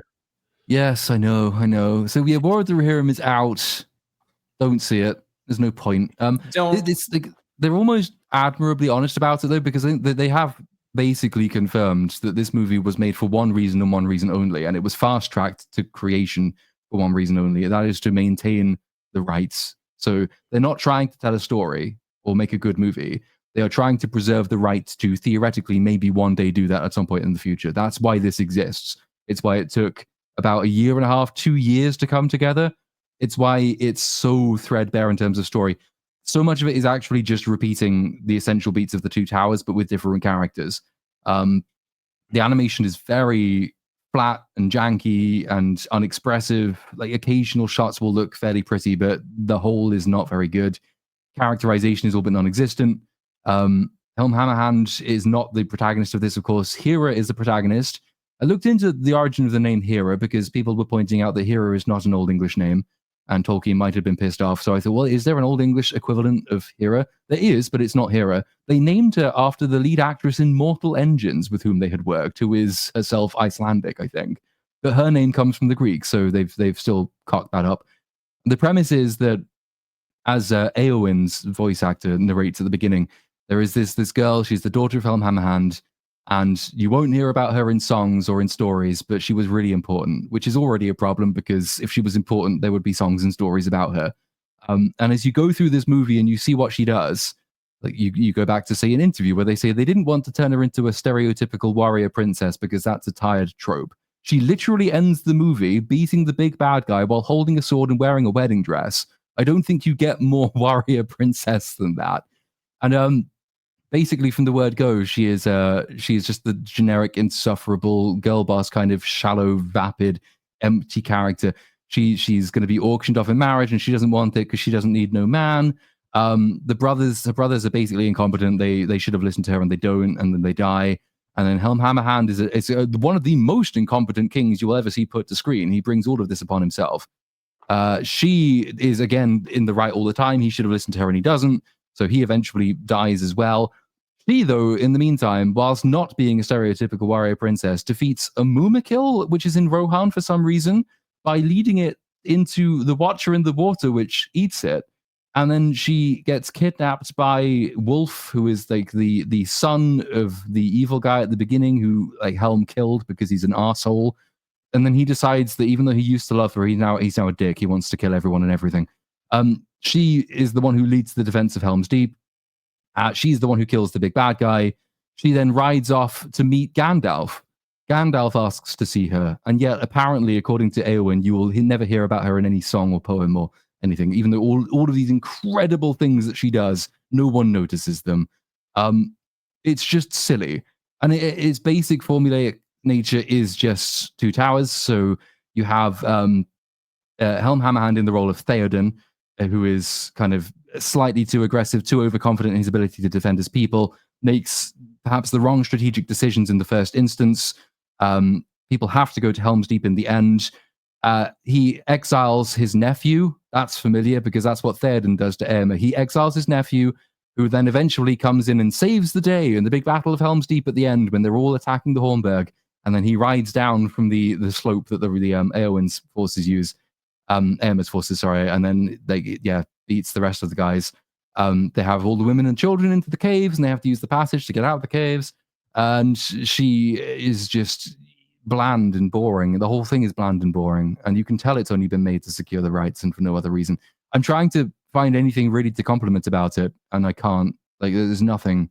It was a struggle because I was on 2 hours sleep. I did almost like get knocked out by it at large points because the fight scenes are long, but the animation quality isn't sufficient to justify them because they didn't have time, which is a shame because Kenji Kamiyama is good and has done good work in the past. Ghost in the Shell, all the other work with Production IG, he knows what he's doing, but didn't have time to do it. I think he was just being introduced to the Western style of artistic creation, which is make it look kind of pretty, but don't think. And that's how you get work in Hollywood. That's kind of it, really. There's not a huge amount else to say. All the characters are one note. They all make stupid decisions. They're all assholes for no reason. They bring it upon themselves. Helm Hammerhand has this one almost interesting arc where, as per the source material, he goes sort of mad and starts killing people after his sons die. But then he ends up fighting an evil giant orc troll thing which is, I thought, was supposed to represent like the inner version of himself, the thing that he's becoming, but he doesn't even get to kill it because she turns up out of nowhere and throws a spear at it and it dies. And the orcs are only there for a scene so we can have the dialogue from the trailer saying, what does Mordor want with rings? That's it. And then Gandalf apparently asks about this off screen at the end of the movie. Saruman's in it for 30 seconds. He has 2 lines of dialogue voiced by the late Christopher Lee. That's pointless. He shouldn't have been there. Yeah. Soulless cash grab movie, and it's not even grabbing very much cash. Did it open bigger than Kraven? That's a good question. I have a feeling it didn't. How much did Kraven earn? Kraven only earned 11 million. Oh no, it did not. It earned 4.5 million. Yeah, so like, it's not even, I don't think, got a full theater release. I think it's not showing in the full selection that you'd normally expect. It came to mine, but only very late in the day. It's almost impossible to find online. Yeah, it's almost impossible to find anywhere online except in Spanish and Russian, which is really inconvenient for me. But it's just, I don't even. It'll be on Amazon Prime soon enough. Yeah, probably will. Yeah, probably. Well, maybe not, because the whole reason they did it is to stop Amazon getting the rights to use more Lord of the Rings material. Okay. Which is that okay? Yeah, I found something good to say about it. The fact it exists means Jeff Bezos can't fuck up more of the Lord of the Rings. That's a good thing, probably. But it's entirely meta. There's no artistic merit to the film itself. Is there anything nice about it? They use a bit of Howard Shore's music. That makes you think of nice things. But that is pretty much it. Yeah. Well, it sounds like I am glad I didn't watch it. It's so long. It feels like it's 4 hours long. It's only 2 and change, I guess. Yeah. It's almost exactly the same length as Kraven. It's like they're almost identical in length. And Kraven felt significantly shorter, which tells you something about how long War of the Rohirrim feels. It just doesn't work. There's something about, like, I would be, in theory, of trying to expand out in the genre. I'd like to see, anime get a bigger look in Western productions. This is not the way to do it, though. I think there was a headline after the box office projections were released saying something like, oh, this proves that anime isn't untouchable. Well, no, of course it's not. If you apply Western writing standards to anime, of course anime is going to be fucked. The reason anime and manga is doing well is that it's written better than this is. If you just slap a vaguely Japanese aesthetic over a typical Hollywood schlock movie, then it's going to do as well as a typical Hollywood schlock movie. It'll be a shame if this sort of puts the wholesale adoption of animation back another few years, which I suspect it will. But yeah, that's what you get for a movie that's created by a corporate need, not an artistic one, I guess. Well, are you looking forward to more Lord of the Rings then, when they make that 2-parter coming up about finding Gollum? Yeah, the hunt for Gollum. I mean, I guess this film exists so that War of the Rohirrim walked so Hunt for Gollum could run, or whatever it is. But I'm not looking forward to that, because that also seems like a cynical cash grab movie. They're trying to get Viggo Mortensen back. They are, yeah, just ancient old man Viggo Mortensen, who's like 70 now. So young. They're trying to get all of the old people back. It's not going to work, but I think like the best you can hope for from that, I think I've said this before, is going to be like an Indiana Jones and the Crystal Skull type movie. They're going back because they remember having fun doing it. They don't have a reason to do it beyond remembering having fun doing it, and the result will be an incompetent, occasionally nostalgic mess. Again, it's another paragraph of text that's being turned into a movie. It doesn't need to happen. If they de-age Viggo, like, the thing is about de-aging, they still move like they're old. So, quick, cast Harrison Ford. Let's see. Yeah, they still move. Like, remember in the Marvels when Samuel L. Jackson was de-aged? Like, he still moved around like he was fucking 75 years old. Or Dial of Destiny. I think they did a reasonable job when Indiana Jones wasn't moving. The de-aging looked okay, but as soon as he started running down the train, he was He's just got the old man shoulders, It's the Biden shuffle, as I've called it many times, and will continue to call it. It's just he looks ancient. Yeah. M8566 for $5. When I first heard War of Rohirrim, I was hoping it would be the Wayne Rider invasion, since that's basically the origin story of Rohan. Oh well. No, it's not. It's the bit. Yeah, it is the bit where they talk briefly. Well, it's in the appendices. It's only about a page long, I think, of Helm Hammerhand rejecting. I can't even remember the guy's name. It's so unmemorable. It's not a particularly impressive part of the backstory. It's how it's supposed to be how Hammerhand's A gets his name and how Helm's Deep gets its name. So of course the story isn't about Helm Hammerhand at all. It's about this woman that no one's ever heard of. That was the only one for War for Rohirrim. There's not another. What else was on the docket then, sir? You asked me to add this, so I added this. Yeah, I just wanted to touch on this because I don't even like Superman. I don't. Yeah, I was gonna say it's not that I have anything against him, but I think it is actually. I just don't like this fucking character. Yeah, all the same. When I saw this, it seems like it's supposed to be what Superman is. I really like the tagline. It's the exact opposite of Zack Snyder's Superman, just by a glance. Zack Snyder's Superman was super depressive, not the hero he was supposed to be. And I will still argue that Joss Whedon did a better job with Superman in that abomination of a movie than Zack Snyder ever could, because at least he tried to make Superman hopeful and inspiring. And I think this really represents that pretty well. And so I actually am looking forward to it, a Superman movie. And I don't know, just from the poster alone, I'm really looking forward to the trailer. And I think I do trust in James Gunn a little bit. I just like your random, like, I don't like him. I don't like him. I don't like him. I don't like his politics. I think he's a piece of shit, but I respect him. No, I think Superman's just always been a really boring character to me. Just the argument you've probably heard before. It applies for me. I think that he's boring. He is the archetype. He's the originator. So, respect for that. But all the same, I've always found him to be pretty generic and boring. But maybe that's just due to how people interpret the character for film. And I'm not a big reader of his comics by any stretch. So I've read All-Star Superman or whatever, and that was good. The best comics of Superman are the ones that don't necessarily try to put up someone who can beat him in a fight, but it's more about his actual his home life, the human aspects of him are really the things that are more interesting than the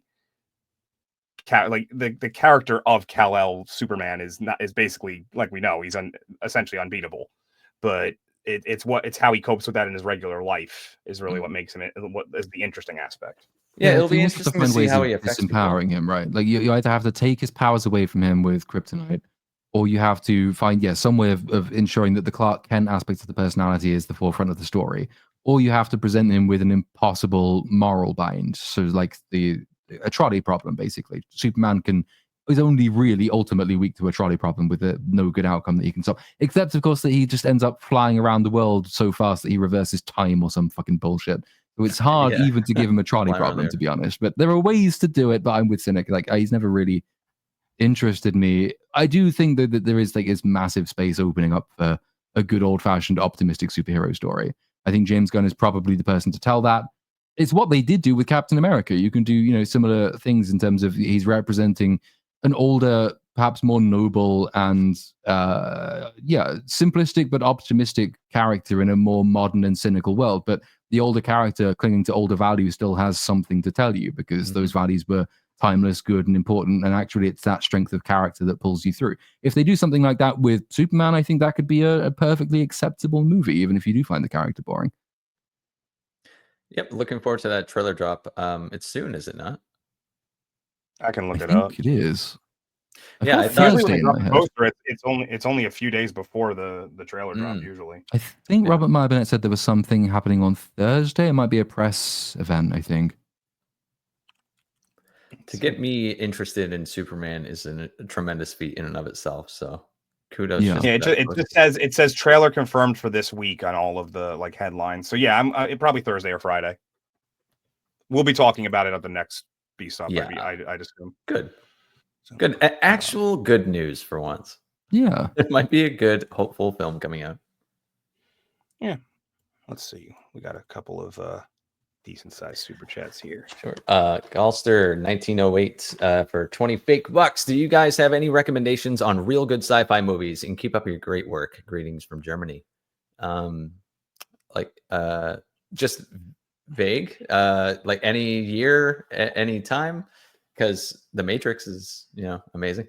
I don't know if anyone's caught that movie. That's a fucking banger. Not many people have heard of that one. No, that's a good one. Actually, it's funny. In my restreams for Two Hos, that's the next one. Is the Matrix? That's the next one I have coming up. So that'll be tomorrow if anybody wants to just pop onto my channel and watch us talk about it.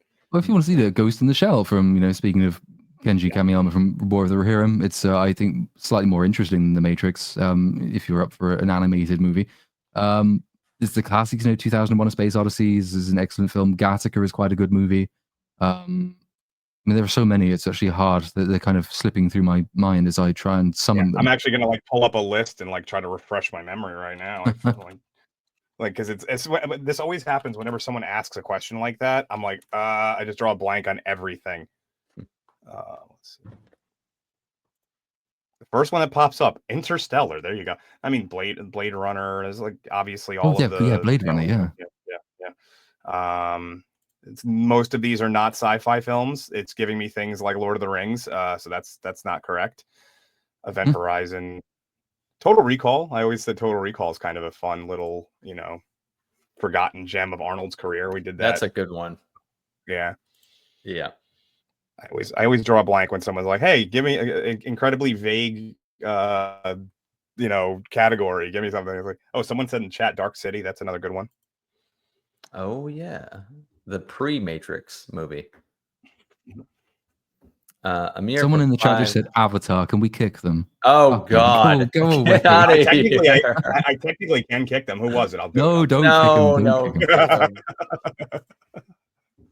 But just so you know, Steel Manning, that's offensive. Amir for $5 fake. Have any of you seen John Adams' series? Recommend to everyone who misses writing for grown-ups. Great depiction of American values. I've not seen that. No, it's sort of been vaguely hovering around several of my lists for a while, but I've never got around to it. Okay. This one's pretty simple. Yeah, Tom waiting for $1.99. Phil Collins or Peter Gabriel? Phil Collins. Phil Collins. Come on, man. Yes. Really? I South Park prejudiced me against Phil Collins before I was even really aware who he is. I want to say, I think I must have heard some. I don't know that many songs from either of them. I think I've heard Peter Gabriel do a good cover of Hero by David Bowie. That was good. If it was him, I think it's him. I like that. So I'll say Peter Gabriel and be different. Someone paid $5. It's Wiz Nilly P paid $5, so I won't talk about Wicked today. You have to pay a lot more for me to not mention how wrong I've been about the box office. Hey, is that movie hitting a billy or what, dude? No, it died. I don't know. It just died. It didn't die. What it did was people who aren't in North America don't give a fuck about that. That's movie. what it is. That's what I still have a feeling there's going to be a bit. I still have a feeling there's going to be a big bump when they redo the when they redo it with the sing-alongs and stuff, because there's a lot of. I think there's got, and maybe not to a billion. They do that for Taylor Swift. You could go back and watch the box office for that and get a but you can't compare Taylor Swift. She's got like a 2 billion. Well, it's not a 1-to-1 ratio, but you can get an idea. Yeah, I mean, someone just set up points for honesty. I'll admit when I was wrong, especially when the numbers are there to support it. Tom waiting for $4.99. I just learned both Drinker and Bill Clinton have co-written books with James Patterson. Interesting. I didn't know Bill Clinton had. Yeah, I knew Drinker did. I didn't know Bill I did know Drinker did, but I didn't know Bill Clinton, my president, had. Tom waiting again. Just throwing out the money, sir. $1.99. Hamlet 2 is on Max. It's the greatest thing ever. There's a Hamlet 2? I'm still waiting for that Arnold Schwarzenegger Hamlet, the trailer that they did for Last Action Hero to this day. Him walking around with machine guns around the castle. I'm waiting for that one. I think there's a Titanic 2 as well. They're doing a Passion of the Christ 2 at some point, but that kind of makes sense because Jesus back with a vengeance, so you can kind of justify that. Graph Web for $2. For fuck's sake, cancel Disney Plus.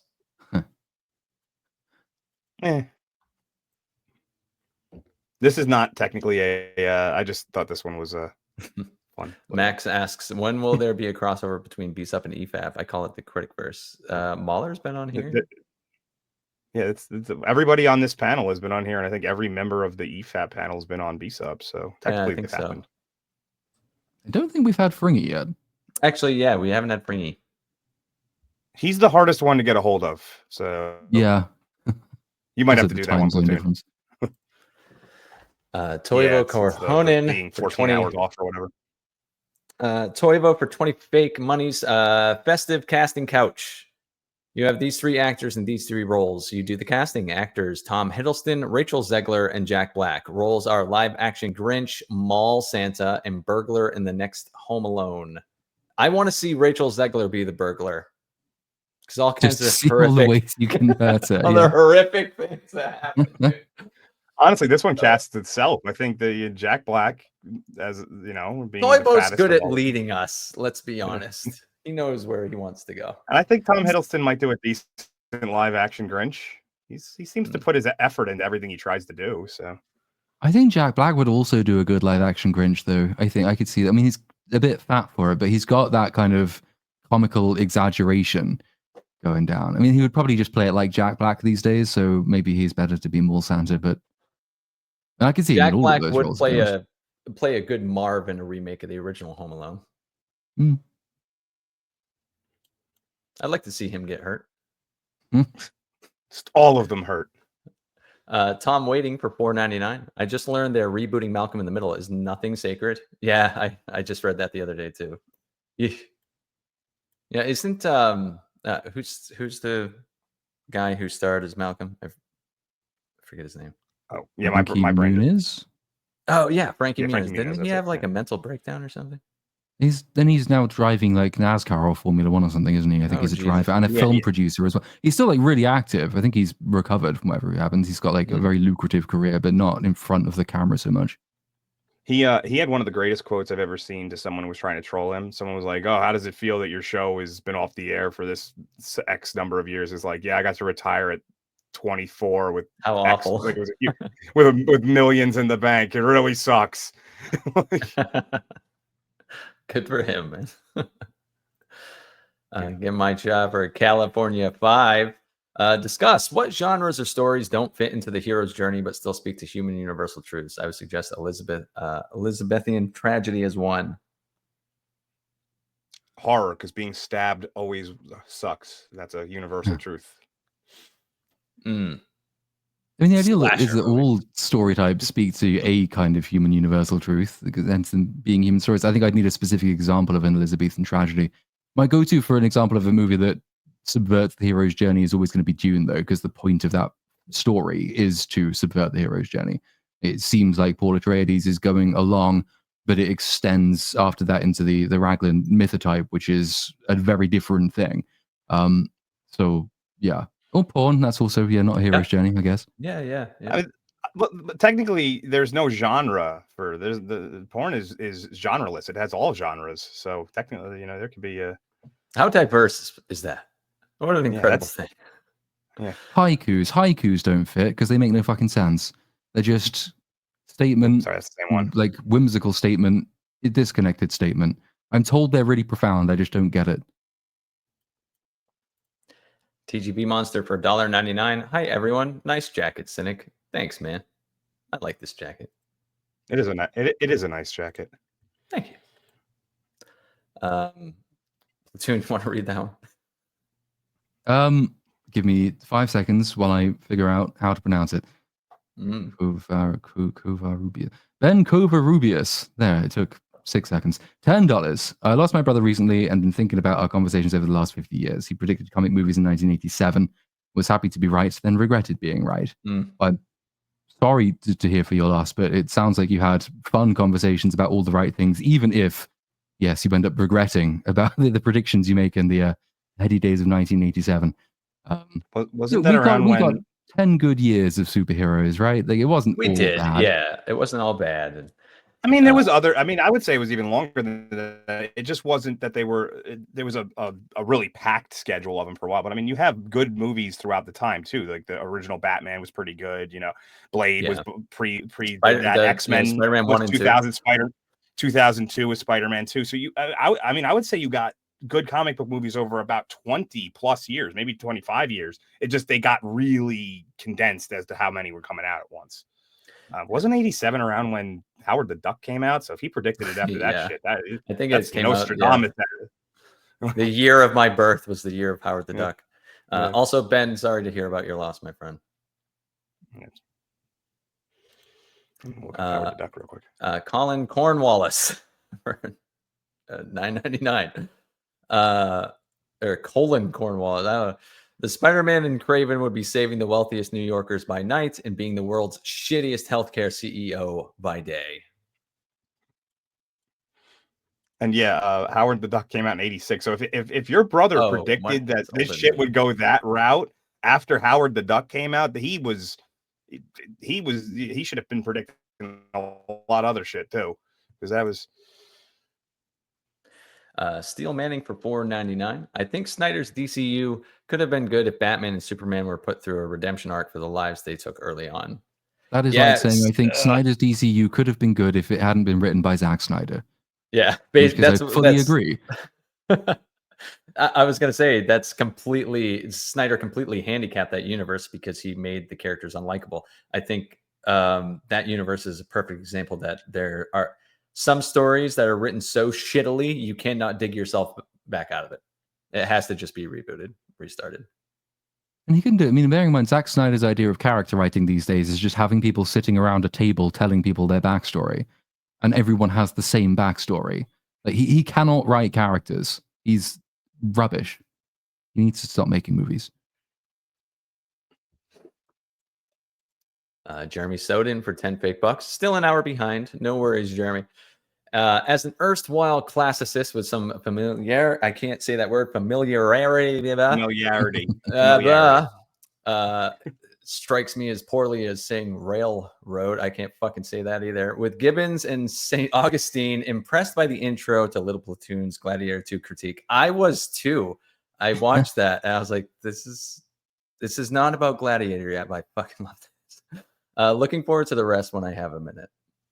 It gets to the point eventually. It was just an excuse. That's such an empty movie, but like I had to find something interesting to say, and I think Rome is really interesting. But the comparison, the point of the intro being that Rome declines, at least in Gibbons' Decline and Fall, in large part because art collapses into mere hollow, shallow repetition, which is exactly what Gladiator 2 is.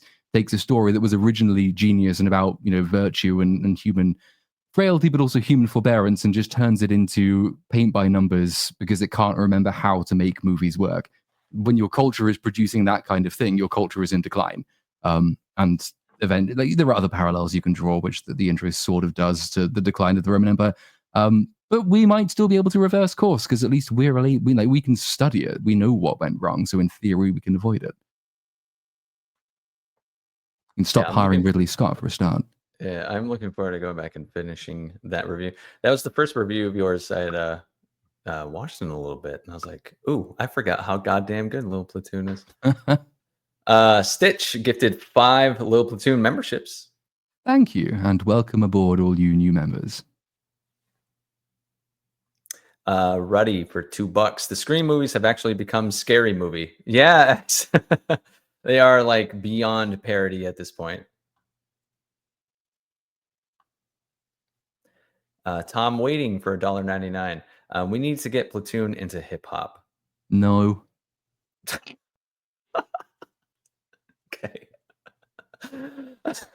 Moving the fuck on, he said. Mega Spidey Man for $5 Thanks for another pretty nice year of BSUP. To all, what are your fave Christmas movies? What's your favorite of the other guys' vids? Good questions. Die Hard. Favorite Christmas? Yeah, Die Hard's a good shout. Die Hard's yeah, I've not seen that many Christmas movies. That's the problem. The fucking claymation Rudolph one. What a banger that movie is. It's a Christmas special. if since people inevitably will be 50-50 in the chat as to whether or not Die Hard is a Christmas movie, I'll say I really enjoy Elf. I like Elf. I cannot stand that fucking movie. That was before I hated everything that it's like it came out at a time that it just kind of holds hated everything. Yeah, before I hated Will Ferrell, so Yeah. I remember like old ones that my mum had on VHS back when that was a thing. What the fuck were they? Mole's Christmas, I think, was one, which is like a little short Wind in the Willows spin-off, which was quite nice. I always watched that as a kid. And I want to say there's like Santa Claus is coming to town with like Fred Astaire in it. It's a stop motion thing. And I remember watching that as a very small child. That was fun. Otherwise, yeah, like Die Hard, or I remember watching one of the Lord of the Rings movies at the cinema, I think around Christmas, and it was snowing, so I always associate it with Christmas. It's not a Christmas movie, but it's a nice movie to watch at Christmas. And my favorite of these guys' videos, I would say Thor: Love and Thunder for Little Platoon, because that was the one that kind of introduced me to Little Platoon. Oh yeah. Yeah, we met around that time. And then for Dark Hour, his Rings of Power series has been great. The recent one for season 2. Yeah. So, and I also don't expect anyone to fucking remember everyone's videos either. I just so happen to remember. I don't remember the names of them. I can tell you. Yeah, I remember the one that Little Platoon's one that I liked the most. I think it was your Wakanda Forever video was probably my favorite one, because that was really you went on like and I remember that was like the moment that I knew, because you went on like the tangent about a ethno state being in control of a world changing element and all that stuff, and I was like, I like this. And I think Cynics is probably the one where you said we don't care about your we don't care about your shitty superheroes one. That was about a year ago, maybe 2. Yeah, we don't care about your C-list heroes. That was it. Yeah. That was probably my favorite one of yours. Yes, sir. Yeah, that was a I'm drawing. I do, but I'm drawing blanks at the moment. It's the annoying thing because there's so many of them, and I'm trying to place them. I might have to get back to you on that one.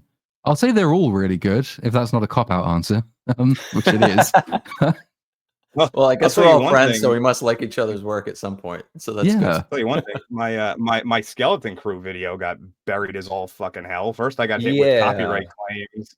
You know, I just got hit with a fucking invalid traffic source. What the hell's that? So it said we're giving you a one-time notification that you had invalid traffic and it's going to affect your AdSense. And I haven't seen it yet, but I don't know what that means. That's fucking Does that mean, I'm guessing that would is assuming that you're getting bots? That's the only thing that would be my read. Yeah, I saw people posting about this like earlier this year, and I was like, man, I hope that never happens to me. And now I'm gonna have to tag team YouTube. Like, what the fuck is this? God. Anyway. Yeah, I've never even seen that one. I don't get enough views for people to assume that I have bots watching my shit. So, well, like I said, someone's sending bots on my channel. Stop it. Stop sending bots on my channel. And if anybody wants to help me out, go watch my completely buried underneath copyright claims, and they're trying to say I can't get ad revenue for it now. After that's my problem. I had the same thing happen. Yeah, like it was up for 12 hours, no copyright problems, and then they blocked it and stuck tracking on it. And obviously, you can appeal the block, but you can't appeal the tracking, so it's just demonetized forever. Drop the link in the chat though, because I think you can do that, can't you? I can, or if one of the other mods has it, but yeah, I'll do that in a minute. But yeah, so if anybody can just get me up to like 2,000 views, that way I don't feel bad about my life, would be great. Honestly, it sucks. Like it was doing decent, like right out the gate, and then it got hit immediately with claims. I was like, oh, I'm not redoing this shit again. I'm not doing it. They were tiny ones. In my case, it was like 5 seconds of a clip from The Mandalorian. It wasn't even Skeleton Crew that got claimed. That fucking Mandalorian. Fuck you. So, this is really a thing, Jay. So people who use bot traffic at channels they don't like. Cynic is probably still getting the love from his Godzilla video. Oh shit! I did see a comment that was like aggressive. They were like, "I'm gonna take you down, Cynic." It was on my fucking like Captain America 4 video. Like I really, really, really upset someone. Maybe they're sending invalid traffic my way. This is what happens when you upset people who weaponize autism. It's just you need to avoid them. They're just bad. Well, fuck you, guy. Whoever did that to me, you suck. And Professor R2 dropped my my video. So Anybody looking to I do some pretty good commercials in this one. That's why I was really upset. I was like, I'm doing better commercials than you. That's why you don't want my you don't want me to give me ad revenue. That's the only reason. One of them was ironically enough about how to get out of copyright like what is it cease and desists. That might have been what pissed them off. Joke of all butts for I forget this currency, but it's 50 of it. Donkey Kong Country. Donkey Kaka. When was the last time you actually reviewed something you liked? I'm not at all hinting you should try and do that, Platoon.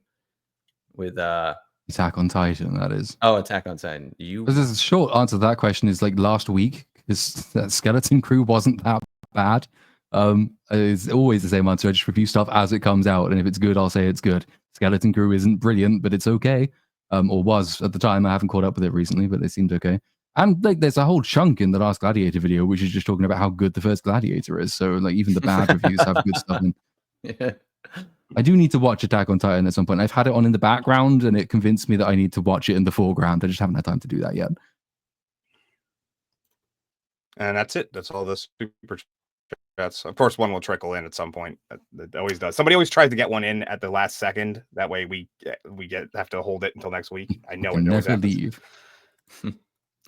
Well, actually, now they set goals. They have now there's super chat goals. So if we set a goal and we hit it, we should be forced to stay going forward. There a goal? That just seems exploitative. Why would you do that? It's just we want you to give us this amount of money and we're not leaving until you do. Feel guilty if you haven't paid us enough, chat. We want your money and you deserve to. We deserve it. We deserve your money. Give us all of it. I think what I'll do is I'll come up with goals that require Cynic to do the rest, at least like 5 minutes as a British guy and stuff like that. That's fun. Yeah. As long as I can handle the fucking accent. Yeah, it'll be like a dollar menu of things you could do. It's like Nick the Greek for $1.99. He trickled in. Sure did. Thanks, Nick. Well, are there any other topics here? Not really. I mean, well. That weird spot, but right before the holidays, where there's a few movies, like a couple of movies are going to drop. One will suck. A few will be okay. You know. But other than that, another one just came in. Don't. Do I have a favorite Silmarillion tale? Asks Jimmy Dantes. Sorry, I'm getting tired again. Jimmy Dantes for $2. Do I have a favorite one? Off the top of my head, I mean, Beren and Luthien is one of the classic ones. I feel that's almost like too classic. Fall of Gondolin, does that really count as a Silmarillion tale? I mean, because it's its own book. I don't know. Yeah, I'm struggling to think of a specific one at the moment. There's lots of really good ones in there. Oh, well, I mean, like, yeah, the story of Fëanor and the Sons of Fëanor. Fuck it, I could just list every story in the book at this point. They're all really good. That's just, lots of them are good. Yeah, no particular favorite, I don't think. Actually, I do have something, Cynic. What do you think? How much do you think Sonic 3 makes? Since you and me are both excited about that one. Ooh, a lot of goodwill towards those movies. Yeah. I'll let you know in just a second because I'm going to look up the second movie box office. It opened to 72 million. This one's going to open to 90. 90-ish. I can see that. I think especially because it's coming out right at the same time of several bad movies. I think it'll be a nice little holiday thing. And it's exactly, it's coming out during the literal biggest week of the year for box office. The biggest stretch of the year, even more than summer when kids are out of school and all that stuff. During the Christmas break into New Year's. So every single day functions like a full-on holiday. Kids are out of school, everyone's going to the movies, or at least everyone who still goes to the movies. So I bet this opens to 90 million plus and it caps off at 250 domestic. And let's see, well, both the first one and second one made relatively the same amount of money, correct? Yeah, but I think just a lot of goodwill toward it will get it up there. Sonic 2 ended with 405 million worldwide. I bet this one tops $500 million and 250 domestic. So it does pretty much a 50-50 split almost, domestic and international. So it would make sense. Like if it hits 250 domestic, it'll hit 250 worldwide most likely. So yeah, makes sense. Sonic has a lot of international love. So yes, he does. We got more super chats coming in. We're never leaving, boys. We'll wrap up after these two. I need to start preparing for my next ordeal of the evening. But Arrow734 for $10. Can we get British Cynic with a "How real do you feel, Mrs. Peel"? How real do you feel, Mrs. Peel? I think they want your like you over the chameleon? top. Like, how real do you feel? Are you a chameleon? God. Steel Manning for $1.99. Have you guys seen Legend of Vox Machina? I watched a little bit of it. I've not. No, when I never even one of my old jobs, the guy that I worked next to would play it all the time. It was okay. It was funny. It wasn't like the greatest thing I've ever seen, but it was funny. Especially the one like the bard who is a sex maniac. That was a funny character. So I forget their names, but that's all. On that note, plug your shit, I guess. Quickly, plug your shit. Dark Hour, what's coming up with you? Hold on, I can't do it quickly. I gotta do that first. As for me, yeah, just go check out my my Skeleton Crew video. You know, like I said, it got fucked. But other than that, I'm not really sure what's gonna. I might just take the rest of the year off in terms of reviews and just kind of hit the ground running in January and just focus on the live streams for the rest of this year. It's not much less of this. It's like 13 days or whatever. But you know, I'm not sure if I'm gonna. I don't like doing a review the week of Christmas. It's just it's annoying to try and pump one out before like whatever comes out that weekend. So and then anything that comes out after is usually no one gives a shit anymore after that point. So I'm not sure. I might. It depends how good Sonic 3 is. If Sonic 3 is like really good, I'll do a review on it. If it's like the same level or less than the other two, then I'll be like, man. I'm a really big Sonic fan. I might review it. But... I am not, and I've never seen any of the Sonic movies, so I probably won't. I'm just already looking forward to when some absolute wanker drops Avatar 3 next Christmas, because that's going to be my festive period ruined. Cynic, what is coming up for you? I have a couple more videos coming up before the end of the year. One is a top 5 worst movies of the year with a few good ones sprinkled in. And then I'm doing a video essay on 2024 being the worst year of comic book movies that's ever happened. And that's that. Fair enough. And then we have a big BSUP at the end of the year. So woo. Oh, we do. Yeah. Yeah, we need to actually discuss when the start time is going to be for that because we want it to be extra long. I don't know if we want to start early or what, but I have a bunch of people booked. Some people will inevitably drop out, but I also have backups, so it'll be a lot of people. We'll figure it out. And as for me, yeah, I mean, I'd like to get little shorter videos on Kraven and Rohirrim out at some point, and then I can pivot back to Dune before the end of the year, but I'm conscious that's a lot of videos to do, so maybe they won't all get done. Some of them will be done. At some point, there will be a video on one of those topics. I just don't know when or in which order, or how long it'll be. But that brings us to the end of program. Thank you to chat for chatting with us. I don't need to say thank you to the panel because it's your job to be here, so well done for turning up. And that is it. We'll see you at the next one, whenever that is, at some point. Yeah. Last second member chat from Professor R2. Beep boop. Cheers, Professor R2. Much obliged. See you soon. Bye. Bye.